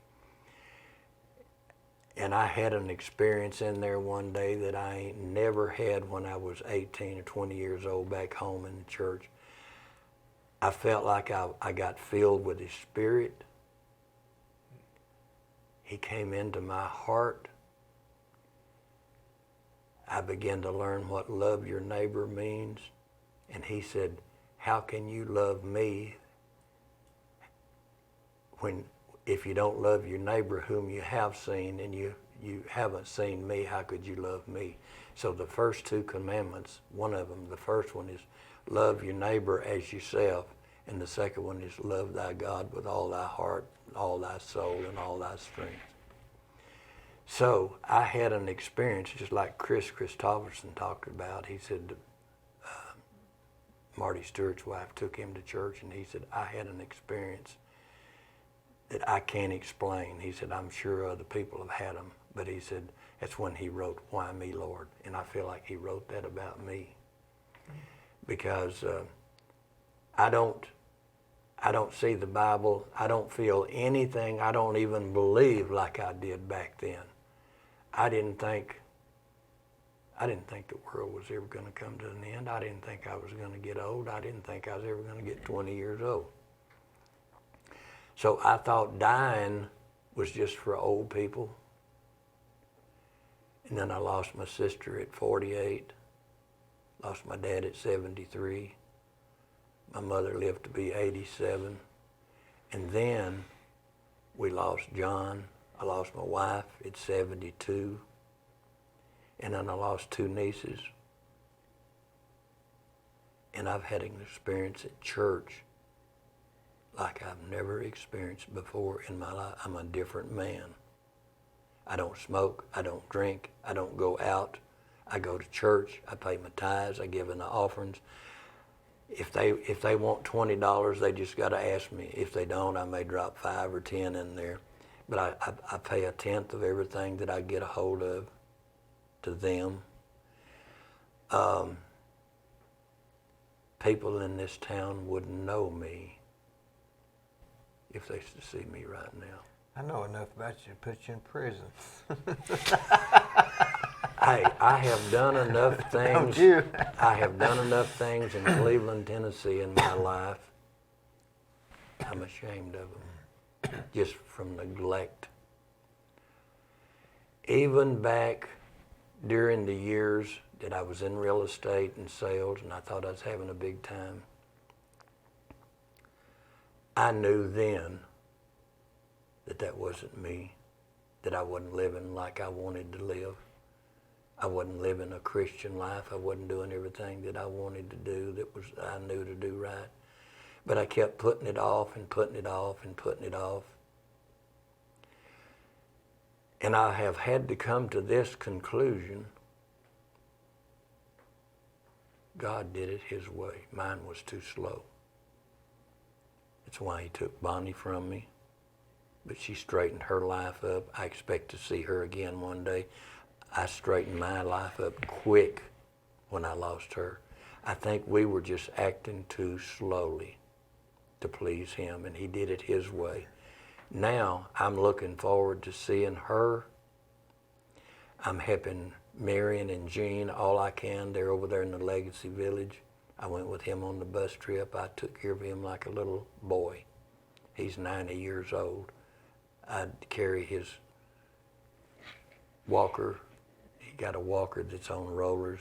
If he had to go up the steps, I'd tote it to the top of the steps and let him hold a handrail, or I'd let him walk up it if it had a walkway.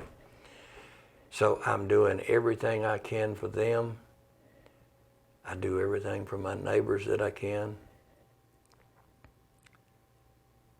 I look at life a lot different than I used to. I hate the way I have lived for the last 40 years, 45. And if God lets me live long enough, I'm going to make up for some of it. You did a lot of good, though, in those 40 years, Jim. You helped me a lot. I may have, I'm sure, I always wanted to do good, but I neglected the little things that I really wanted to do that I was afraid people would make ashamed of me, make fun of me, because I wasn't really doing what I was taught to do, what I knew I should be doing. And today I'm much happier because I know that I don't live the same kind of life that I used to. I don't go to the same places. I don't do the same things. I live a different life. I'm better to people.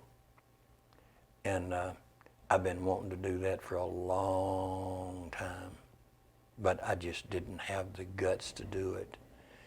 And it's hard to do it by yourself. Bonnie was like a soulmate to me. My first wife, I was with her 17 years and we had 3 kids, and I still love her. She passed away at 71 or 2 also with cancer. And it's just nearly killed my kids, but I still love her. She didn't love me like I loved her, or I would have never let the family get broken up. But when I met Bonnie, I got this phone call one day to come list a house. And I went out and I listed Bonnie's house. Come to find out, her husband was real mean to her, and he beat her up all the time.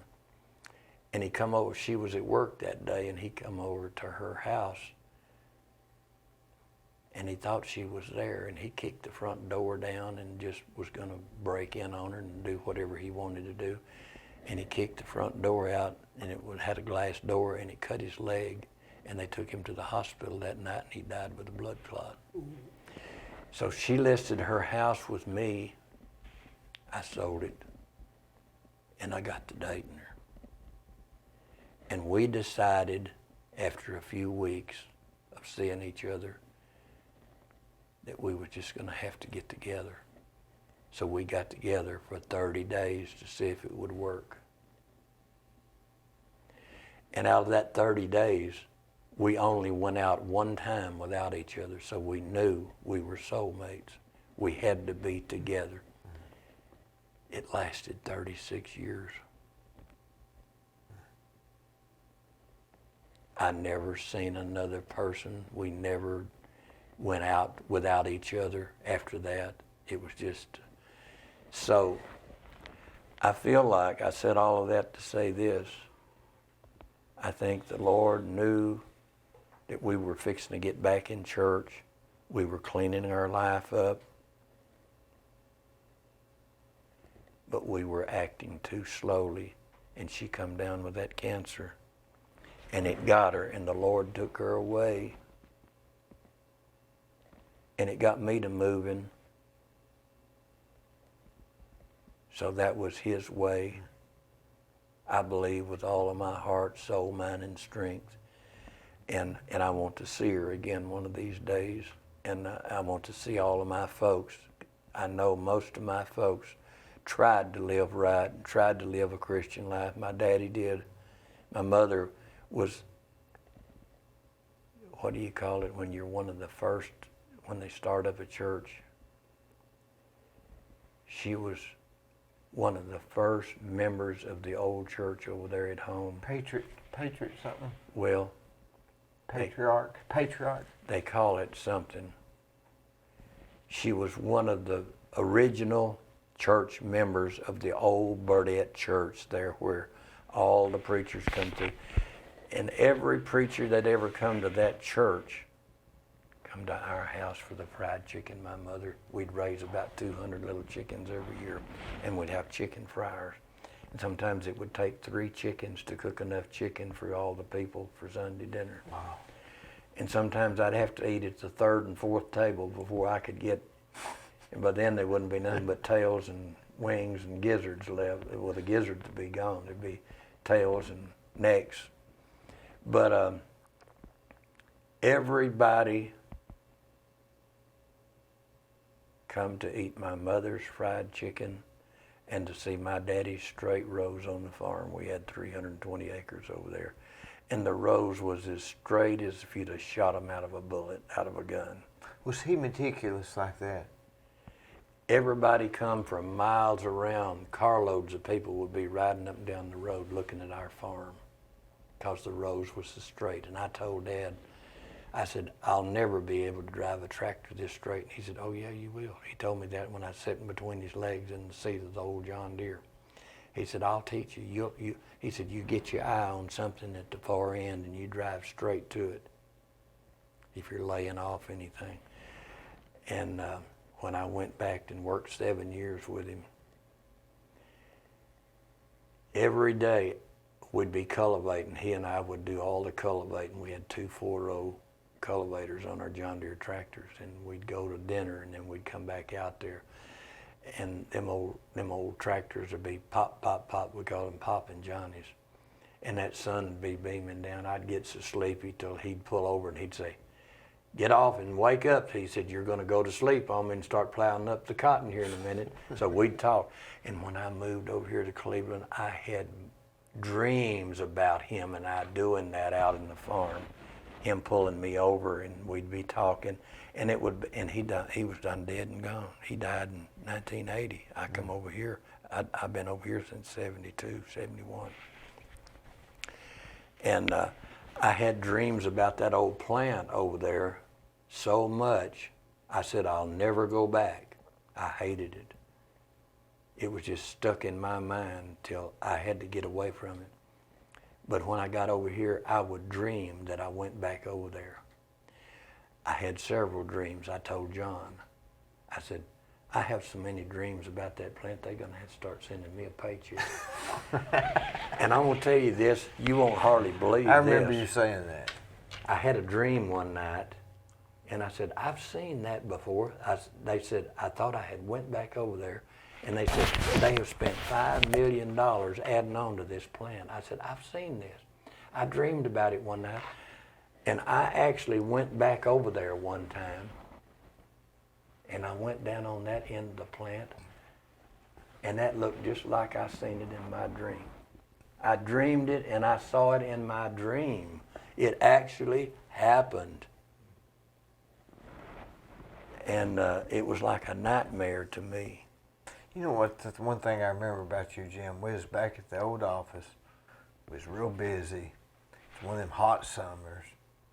And I forget what it was. And I said one afternoon, I said, Jim, how'd you get all that done? And you said, well, I woke up this morning and I knew what I had. That was all you said. You just said, I woke up this morning and I knew what I had. What did that mean? On the farm, Dad would come in there about 4 o'clock and he'd say, roll out of that bed, breakfast's gonna be on the table in about 30 minutes, and if you don't eat breakfast, you can't work on the farm. You got to eat. He wouldn't let us go to the field without eating breakfast because he knew he was gonna work us, and we knew what we had to do, and we had to go do it. So we learned on the farm, if he said it had to be done today, we had to get it done. In the mid-August, when we started laying the crops by, nothing would suit him, but we'd take a big knife and we'd knife the big weeds in the soybeans, and they would be up this high to us. We would wade through them beans till we'd wear holes in our jeans from them rubbing across our legs. And we would walk 10 miles a day, down there and back, a quarter of a mile, down there and back, down there and back, knifing those weeds. Golly. If we didn't knife those weeds, they'd go to seed, and they would get this big around, and the combine couldn't cut them. So we'd have to knife them and kill them.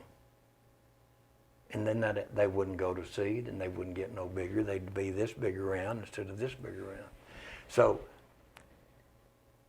he had the cleanest beans, and people would come by and drive by the carloads to see our clean cotton and soybeans and how straight the rows were. And then when we would get through with all that, he'd take a tractor and an old bog disc, and he would disc out all the ditches. They wouldn't have a weed on them. He wouldn't have a weed go to seed nowhere. That's just the kind of farmer he was. And he taught me to do it that way. And anything I done just like I did on the farm. When I come over here and went into real estate, when I had that restaurant, when I bought cars and horses, I done everything just like I farmed. It had to be so or I wouldn't have it. And when you live with a family that's that way, my mother was that way about the house. Everything had to be spick and span and mopped and waxed. The floors had to be mopped and waxed, and when she cooked chicken that would melt in your mouth. And when you eat at her house, you knew it, but when you stayed there, the sheets had to be clean. The floors had to be clean. The yard had to be swept clean, mowed if it had grass on it, clean. And Dad's farm was just that way, and he taught us to live. He taught us all that way. My sisters are this way. Was that OCD or just the way they were? Because they'd call that OCD now, right? They'd give it a disease. Well, that was just the kind of farmer. But to me, that was just being responsible, My right? dad and his dad was just that picky when it come to farming. They farmed that away with mules, and when the last mule was gone and we got to using old John Deere tractors, we had 2 A John Deeres and a B and a little old Ford, and then we got a G. I remember all this. Then we got a big G John Deere that would pull a 4-row disc, where the A's would just pull a 2-row. And then those last 2 or 3 years, we bought brand new Massey Fergusons with an umbrella on top that had power steering. And they had a little old switch right there. You could be plowing along with a braking plow, and if you hit a tough place, you could flip it and go to low gear. It just changed down to low gear. If you got into sandy loam, and it was cutting it real good, you could flip it back into high, and you'd pick up about twice the speed you was doing. So those Massey Fergusons was a totally different tractor than the John Deere was. Do you But think people were more particular then than they are today? Or is it about the same? some of the farmers was. We had a few farmers. I picked Archie Qualls' cotton, and I picked the guys across the street, old man. He only had about 40 acres, but Archie Qualls had 160. I picked his cotton, and he'd grow 2 bales to the acre where everybody else would have a bale. Up in Round Calumet Bottom, where my first wife was from, if they had a half a bale to acre, that's all they could ever grow. We'd have 2 and 3 bales. Where they'd have 25 and 30 bushel of beans to the acre, we'd have 40 and 50. But we were picky with it. My dad and his dad were just that picky. It had to be done exactly the way they wanted it done. My grandpa, he was the worst cotton chopper in all of it, but he would go real fast, and he'd say, I got one of them boys' rows. He got his own row. That next time he's chopping, he left some of the weeds in it. We knew how he was because he couldn't see real good. Of course, he was getting real old then. He finally went and spent the last 2 or 3 years with his sister, his daughter in St. Louis. And it's his house I got after his health got bad, and he went to St. Louis for the last 2 or 3 years before he died. But they were farmers. There just wasn't many farmers like them. I know everybody. Do you know what you have today, Jim? Do you still live your life like your days like, okay, I know what I've got? I get up of a morning, even though I don't have to do nothing. I plan my day out. I get up at 7 o'clock. I have for 40 years. I get up at 7 o'clock now. I get up and plug my coffee pot up. I open up the kitchen windows a little bit, and I go to the living room, and I open the front door, and I turn the TV on, I hit the mute button, and I sit there and read my Bible for about 15 to 30 minutes. I think one of the is most profound, and it's also the most comforting, is that Jesus' ministry only lasted 3 years. And so when you go back and you say, I've wasted this much time of my life, when you decide you're going to make a change in the way you're living. But he I've preached, never thought of that. But he preached. You know? I've never thought of that. But he preached off and on for 30 years. He lived to be 33. But when he actually, during his time of ministry, it was just about a 3-year span, right? What they saw fit to record was 3 years. Yeah. Well, they could not believe he spoke as a genius. He knew everything. The Pharisees and the Sadducees and the judges and the ones that were sitting around listening to him just couldn't believe, with what authority does he speak with? Where did this kid come from? Who is this? This Jesus of Nazareth. Nothing ever come out of Nazareth or that was any good. And it was like the good Pharisee on the side of the road that picked that guy up that was having trouble. Those people wouldn't have done nothing for you. Good Samaritan. Good Samaritan. Yeah. Good Samaritan. What did I say? You use a good Pharisee. Well, the good Samaritan. The Samaritans, they say, Strike one for according me. to the history books, they wouldn't help nobody. They were the worst people in the world. That's why they call this one the Good Samaritan. So there's a difference in a person just being a good man and a good Christian. Believe me, there's a big difference, because everybody don't love the neighbor as thyself. There's not many people that love thy neighbor as you love yourself. You think about it. Are you concerned that your neighbor has something good on his table to eat tonight?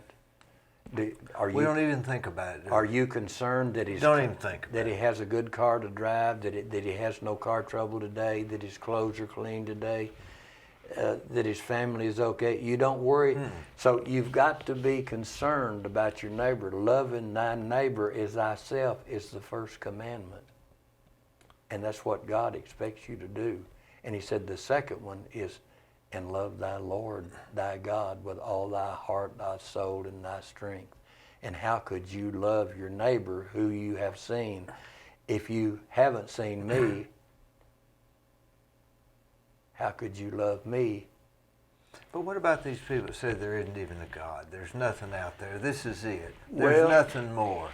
I don't know, but this one thing I know, the crazy people will kill all the people before it's over with a gun, because in this past 6 months, there's already been 286 mass shootings. There's been 300 people die and over 1,200 injured, and it's still going. Every day you hear about it. You hear about people dying in Chattanooga. I heard the other day about somebody dying in Cleveland. We had one in Cleveland. Yeah, that's right. We had one in Cleveland. Yeah. And somewhere there was a guy walked into a store, and the woman told him to put his mask on if he didn't mind, and he turned around, went outside, and got his gun, come in and shot her.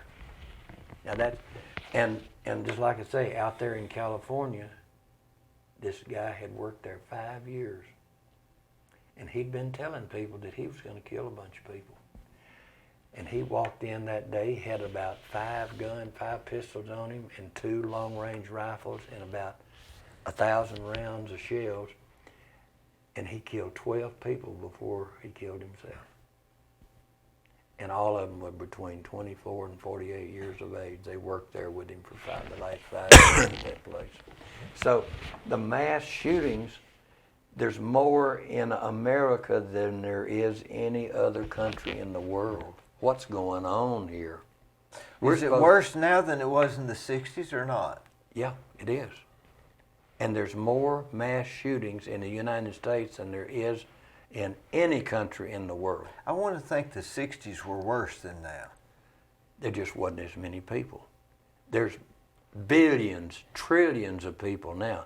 There's like, I forget it. My son knows all of this. He tells me sometimes, he say, Dad, 6 billion? Thought about 7 Six, billion. yeah, about 7 billion. Yeah.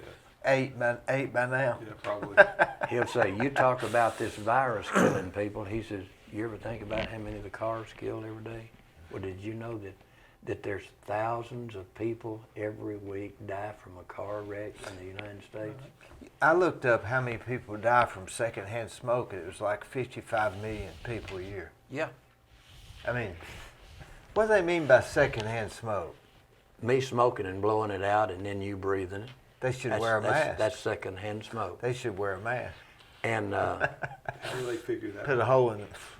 and since my sister has Alzheimer's disease, and that affects the brain, and the medicine that they're giving them affects the brain, causes it to swell, causes it to bleed.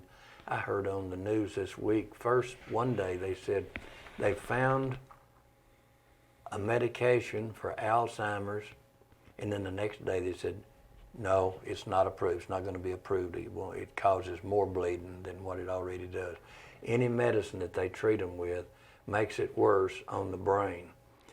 And I heard some statistics that said 37% of the people that had Alzheimer's were women, that it derived by stress from having babies and running the household. The stress was what caused it. It said women needed to learn how to rest and sleep and not be under as much stress to avoid Alzheimer's. The women do have it more than men. 37% of the people in the United States that's got it are women. Well, there's some reason for that. That's too much, too broad of a... It's caused by stress and unrest at night. And right now, my sister, they give her medication for it, and she don't have enough strength to stand up. They put her in a wheelchair, and it takes 2 of them to switch her from a wheelchair to a regular chair. And when they get her up, she don't even have the strength to stand up. I went up there a couple of days ago, and they had done come got her. They come get her from her apartment and take her down there and call it rehab. They just got her down there. They don't want her in the apartment by herself because she'll fall, and it'll take 4 or 5 of them 2 hours to get her up. And they call it rehab. Rehab. So I went in there. I called and got an appointment at 9 o'clock, and when I got there, they said they've already come gotten Mary and said, you go on down to the apartment and spend your time with Gene. And I said, okay. So I went down there and I spent about 45 minutes with him. When I got up and left, I told the woman up front, I said, and I want to go down and see my sister. I'm afraid if I don't see her, she won't even remember. She may not remember me being here anyway, but I want to see her. I went down there, and when I walked into the room where she was at, she was sitting in a wheelchair just like this. She'd been there since 8 o'clock that morning. The medicine they give her, she don't want to do nothing but sleep. She don't have enough strength to stand up, and it's affecting her brain. It's causing her brain to swell and to bleed. I don't believe she's got many days left. What if they didn't give her the medicine? What would happen? She'd just be screaming and hollering with pain from that effect that it's doing to her brain.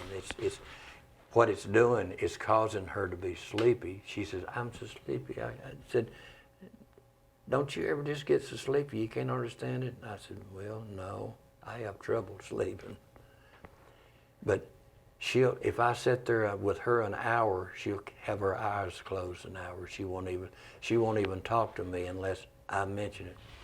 And I went over there about 2 weeks ago or more, and I said, Marion, I have told my kids that if they will come to see me this summer, I will pay the gas and all the food if they'll just come to see me, because I don't want to fly and I can't drive my car no 1,000 miles. I didn't even know she would. She has good days and bad days. I talk to her on the phone. I call them about every other day anyway, whether I go over there or not, but I can't get but 2 appointments to go see them because they got so many people that they can't let but so many people in the building. So I was calling them and talking to them on the phone, and she said, are your kids over there? And I told Jean, I said, can you believe that? She remembered me telling her that 2 weeks ago. I didn't even think she would believe that I was over there, remember me being over there. And she asked me if my kids were over at the house. And I said, no, hon, they're planning on coming this summer, but they're not over here yet. Isn't it something that our whole life, just beating our heads against the wall to make a living, boils down to somebody hoping they remember you for yesterday to today? And see, Alan went through this. My son out there in Oklahoma, Phyllis's mother had it, and she went back home and got her in a motel room and stayed 3 months to help take care of her mother, and her mother didn't even know who she was. She got so bad. They don't remember to eat. They have to feed them with a spoon. They don't know anybody that's kin to them. Didn't even know her own daughter. And I know that just nearly killed her. You know, it's something, we have more people are living longer, but they're having, but the years that they're living longer may be in torture. You know what?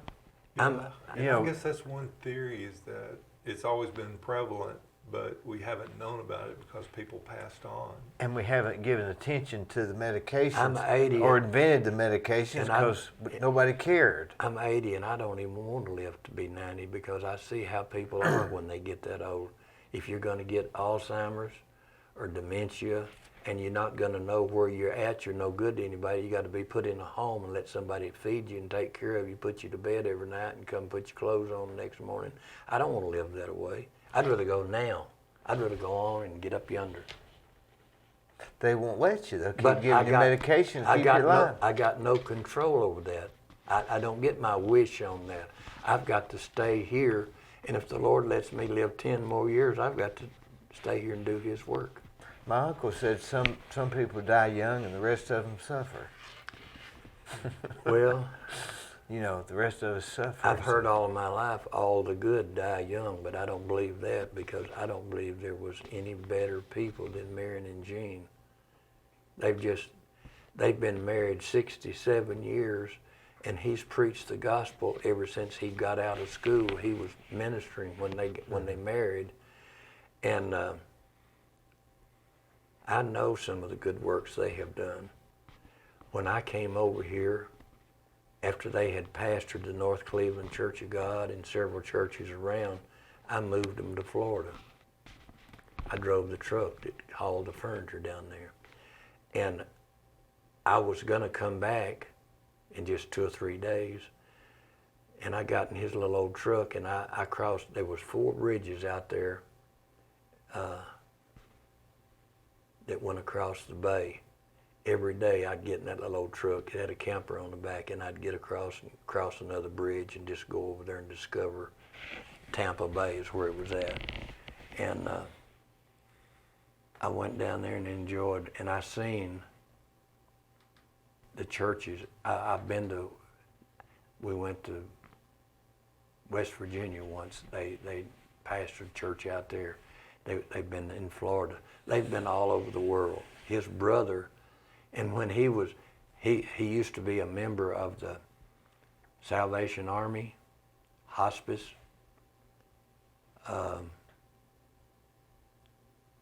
He's a school teacher. He taught school out here at Waterville for all the years he was here.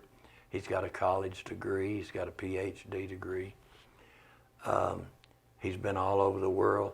At one time, when he was with the Salvation Army, if there was a government plane going from here to Germany or Australia, if it had a vacant seat on it, he could get on it and it wouldn't cost him a dime. Because of the military? Because of military, and he was a member of the Salvation Army, and he was a chaplain for all these people, and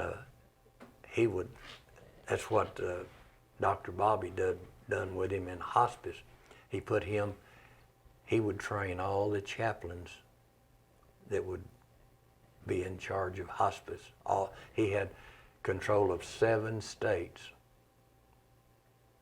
And Dr. Bobby told him when he come to Cleveland, said, if you find a building over there that you want, he said, you just tell me, I'll buy it and we'll put you an office in it. He said, I don't need no office no more. I'm getting too old. He said, I've got to slow down. He said, it don't matter if you move to Hawaii, you're gonna be hooked up with me, buddy. That's just the kind of money he had, and that's the way he thought. And he had all that land south of here with those 8 or 10 buildings on it that we could use anytime we wanted to. Anything that Gene wanted, that man would buy it. He said he come over there one day and told me, he said, this motor home, he said, I'm gonna leave here in the morning, and said, it's gonna be yours when I leave here. Gene said, I got to looking at it and it was about 40 foot long, and said, I went to him and told him, he said, that's too long for me. It'll drag up and down these roads here. Said, I don't need that. He said, you take it with you. He said, but I want you to have it. He said, but it's too big for me.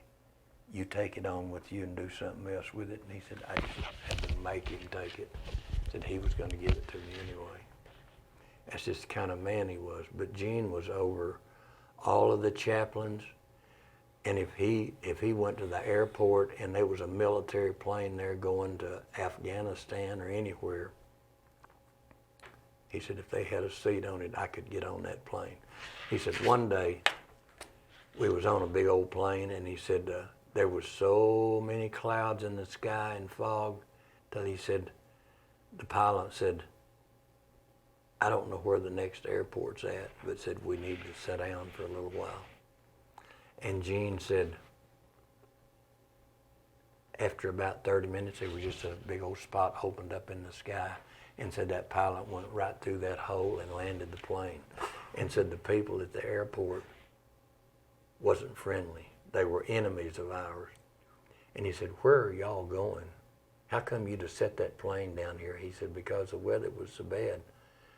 And I couldn't see how to fly, and finally there was an opening, and I just went through it and landed here. He said, well, where are y'all going now? And he told him, and he said, well, you've got 20 minutes to get out of here, or else. And he said, I knew what that else meant. They was all going to get their guns. He said, because they didn't want us there.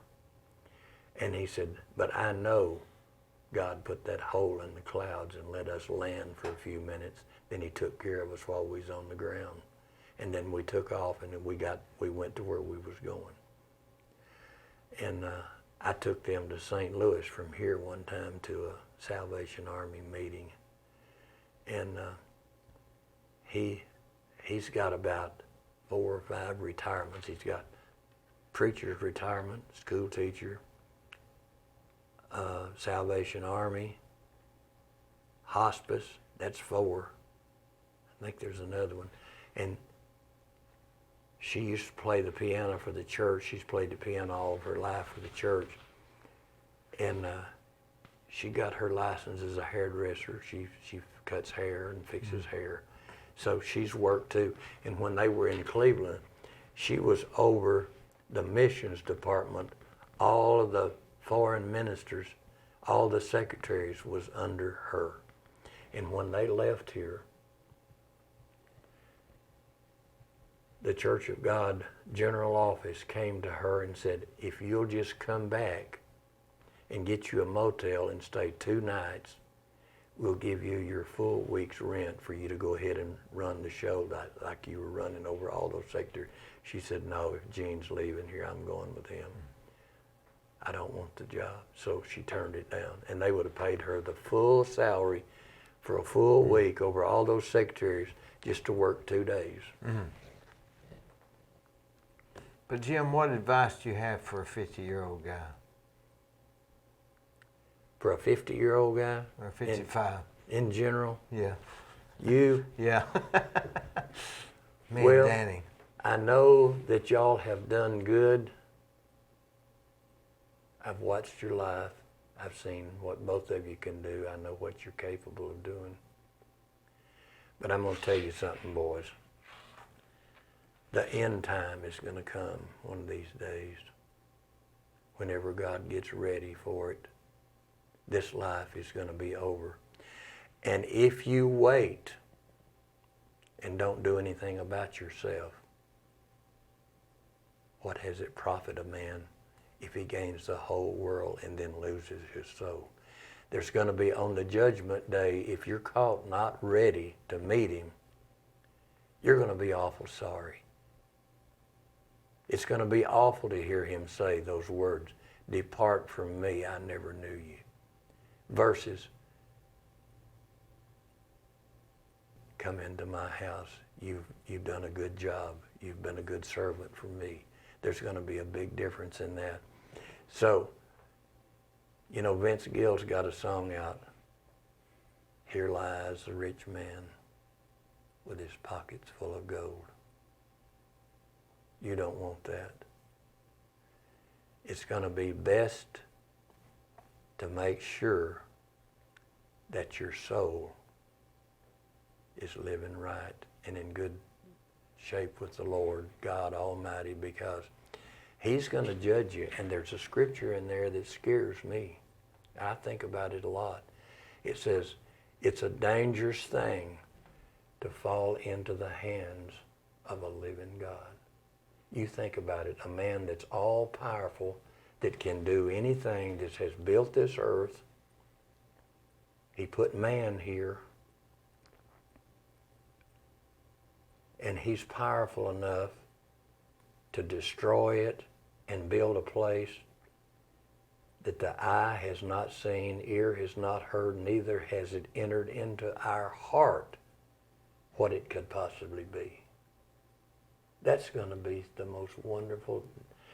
I'm looking forward to that resurrection day above everything. If I don't never do nothing else, I want to make it to that great judgment morning, that great getting up morning, and hear him say, well done, thy good and faithful servant, enter in, to come up and sit down beside me. You've done a good job.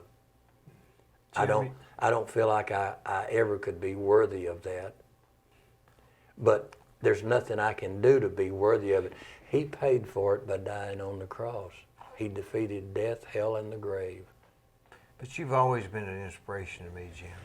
Well, Dee, I have felt like the years that I have spent in Cleveland, a lot of them have been deceiving to a lot of people because it hadn't been me, not from the heart, not what I thought, but what I knew I could do.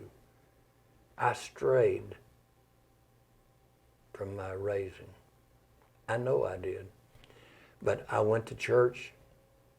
I went to the North Cleveland Church of God with my mother some while she was here. She loved it. My dad got right the last years before he died. He went to church all of his life. And my mother said, your dad just loves to go to church anymore. She said, you just ought to see him in church. I miss that. I miss them so bad I can't hardly stand it sometimes. And I miss my oldest sister that died at 48. She didn't want to die. She had 4 kids. And they were ball players. They were in school. She didn't want to die and leave them, but she did anyway. Cancer got her. And my brother-in-law that she was married to, her, made me so mad one day I thought I was going to have to go back to Arkansas and whip him. My mother told me, she said, I want to tell you something. Said, Opal was her name. She died with cancer at 48, and Bob was his name. Right after Opal died, he brought his girlfriend to my mother and dad's house and come right in the front door and went right straight to the back bedroom, and they went to bed right where he had took his wife, my sister, all those years. And my mother said, I just couldn't hardly take that. I said, you tell him I better not have to come back over there to Arkansas. I'll beat his ears off. Did you say ears? No. But I said, you tell him I better not have to come back to Arkansas because I said, I can't take that. You were serious too? I was serious. And also I had a cousin over there that his mom and dad give him everything in the world. They said that his mother gave him the clock to play with when he was a kid, when he was a baby. I don't doubt it. They gave him the clock to play with? To play with. What does that mean? Because he wanted it, and they let him have it. They give him everything he wanted. I never heard that expression of you. They even gave him like saying, even the kitchen sink, they gave him the clock to play with. They gave him the clock to play with. He would come to church, and when he got grown and got married, he had a bunch of kids, and I tried to bring the kids to Sunday school because I was a young boy's teacher. And he wouldn't let them go to church. He didn't want them to get cleaned up and get ready to go to church. But anyway, after my dad died, my mother lived, she sold the house. We went over and I sold the house and we put the money in the bank for her. And she moved into an apartment. And Uncle Liebern and Aunt Murdy lived there. That was Gerald's mother and daddy. He was so bad that he wouldn't let me take his kids to church, and they give him the clock to play with. And when he first got married, they bought all of his furniture and made all the monthly payments. He never did pay for nothing. But anyway, my mother was in this apartment complex with them, and she would go down there, and Gerald would be there, and he'd have Uncle Liebern down in the floor taking his check away from him. And she was afraid that he was going to beat her up. And I said, you tell Gerald Tate, I better not have to come back to Arkansas. You'll beat his ear. If he ever touches you and I come back to Arkansas, he's going to be sorry for it. So I just finally went ahead and went over there and got her and moved her to Cleveland for 12 years. Wow. And moved her into the Cleveland Towers over there. And Harvey Harkin's mother, she was just an old saint of a woman. She was just one of the best women you've ever met. Her and Mother just got to be best buddies. And they would sit and talk to each other. They'd go to each other's apartments. They'd go to the grocery store with each other. And one day, Mom and her was trying to save me from having to come over and take them to the grocery store. So they got in the car and went and got their groceries and had them in the trunk, and they come back and they locked the keys up in the car, and they had to call me anyway. And I had to go over and get the keys out of the car and get the groceries out of the trunk, and they said, well, we're sorry you had to come over after all. But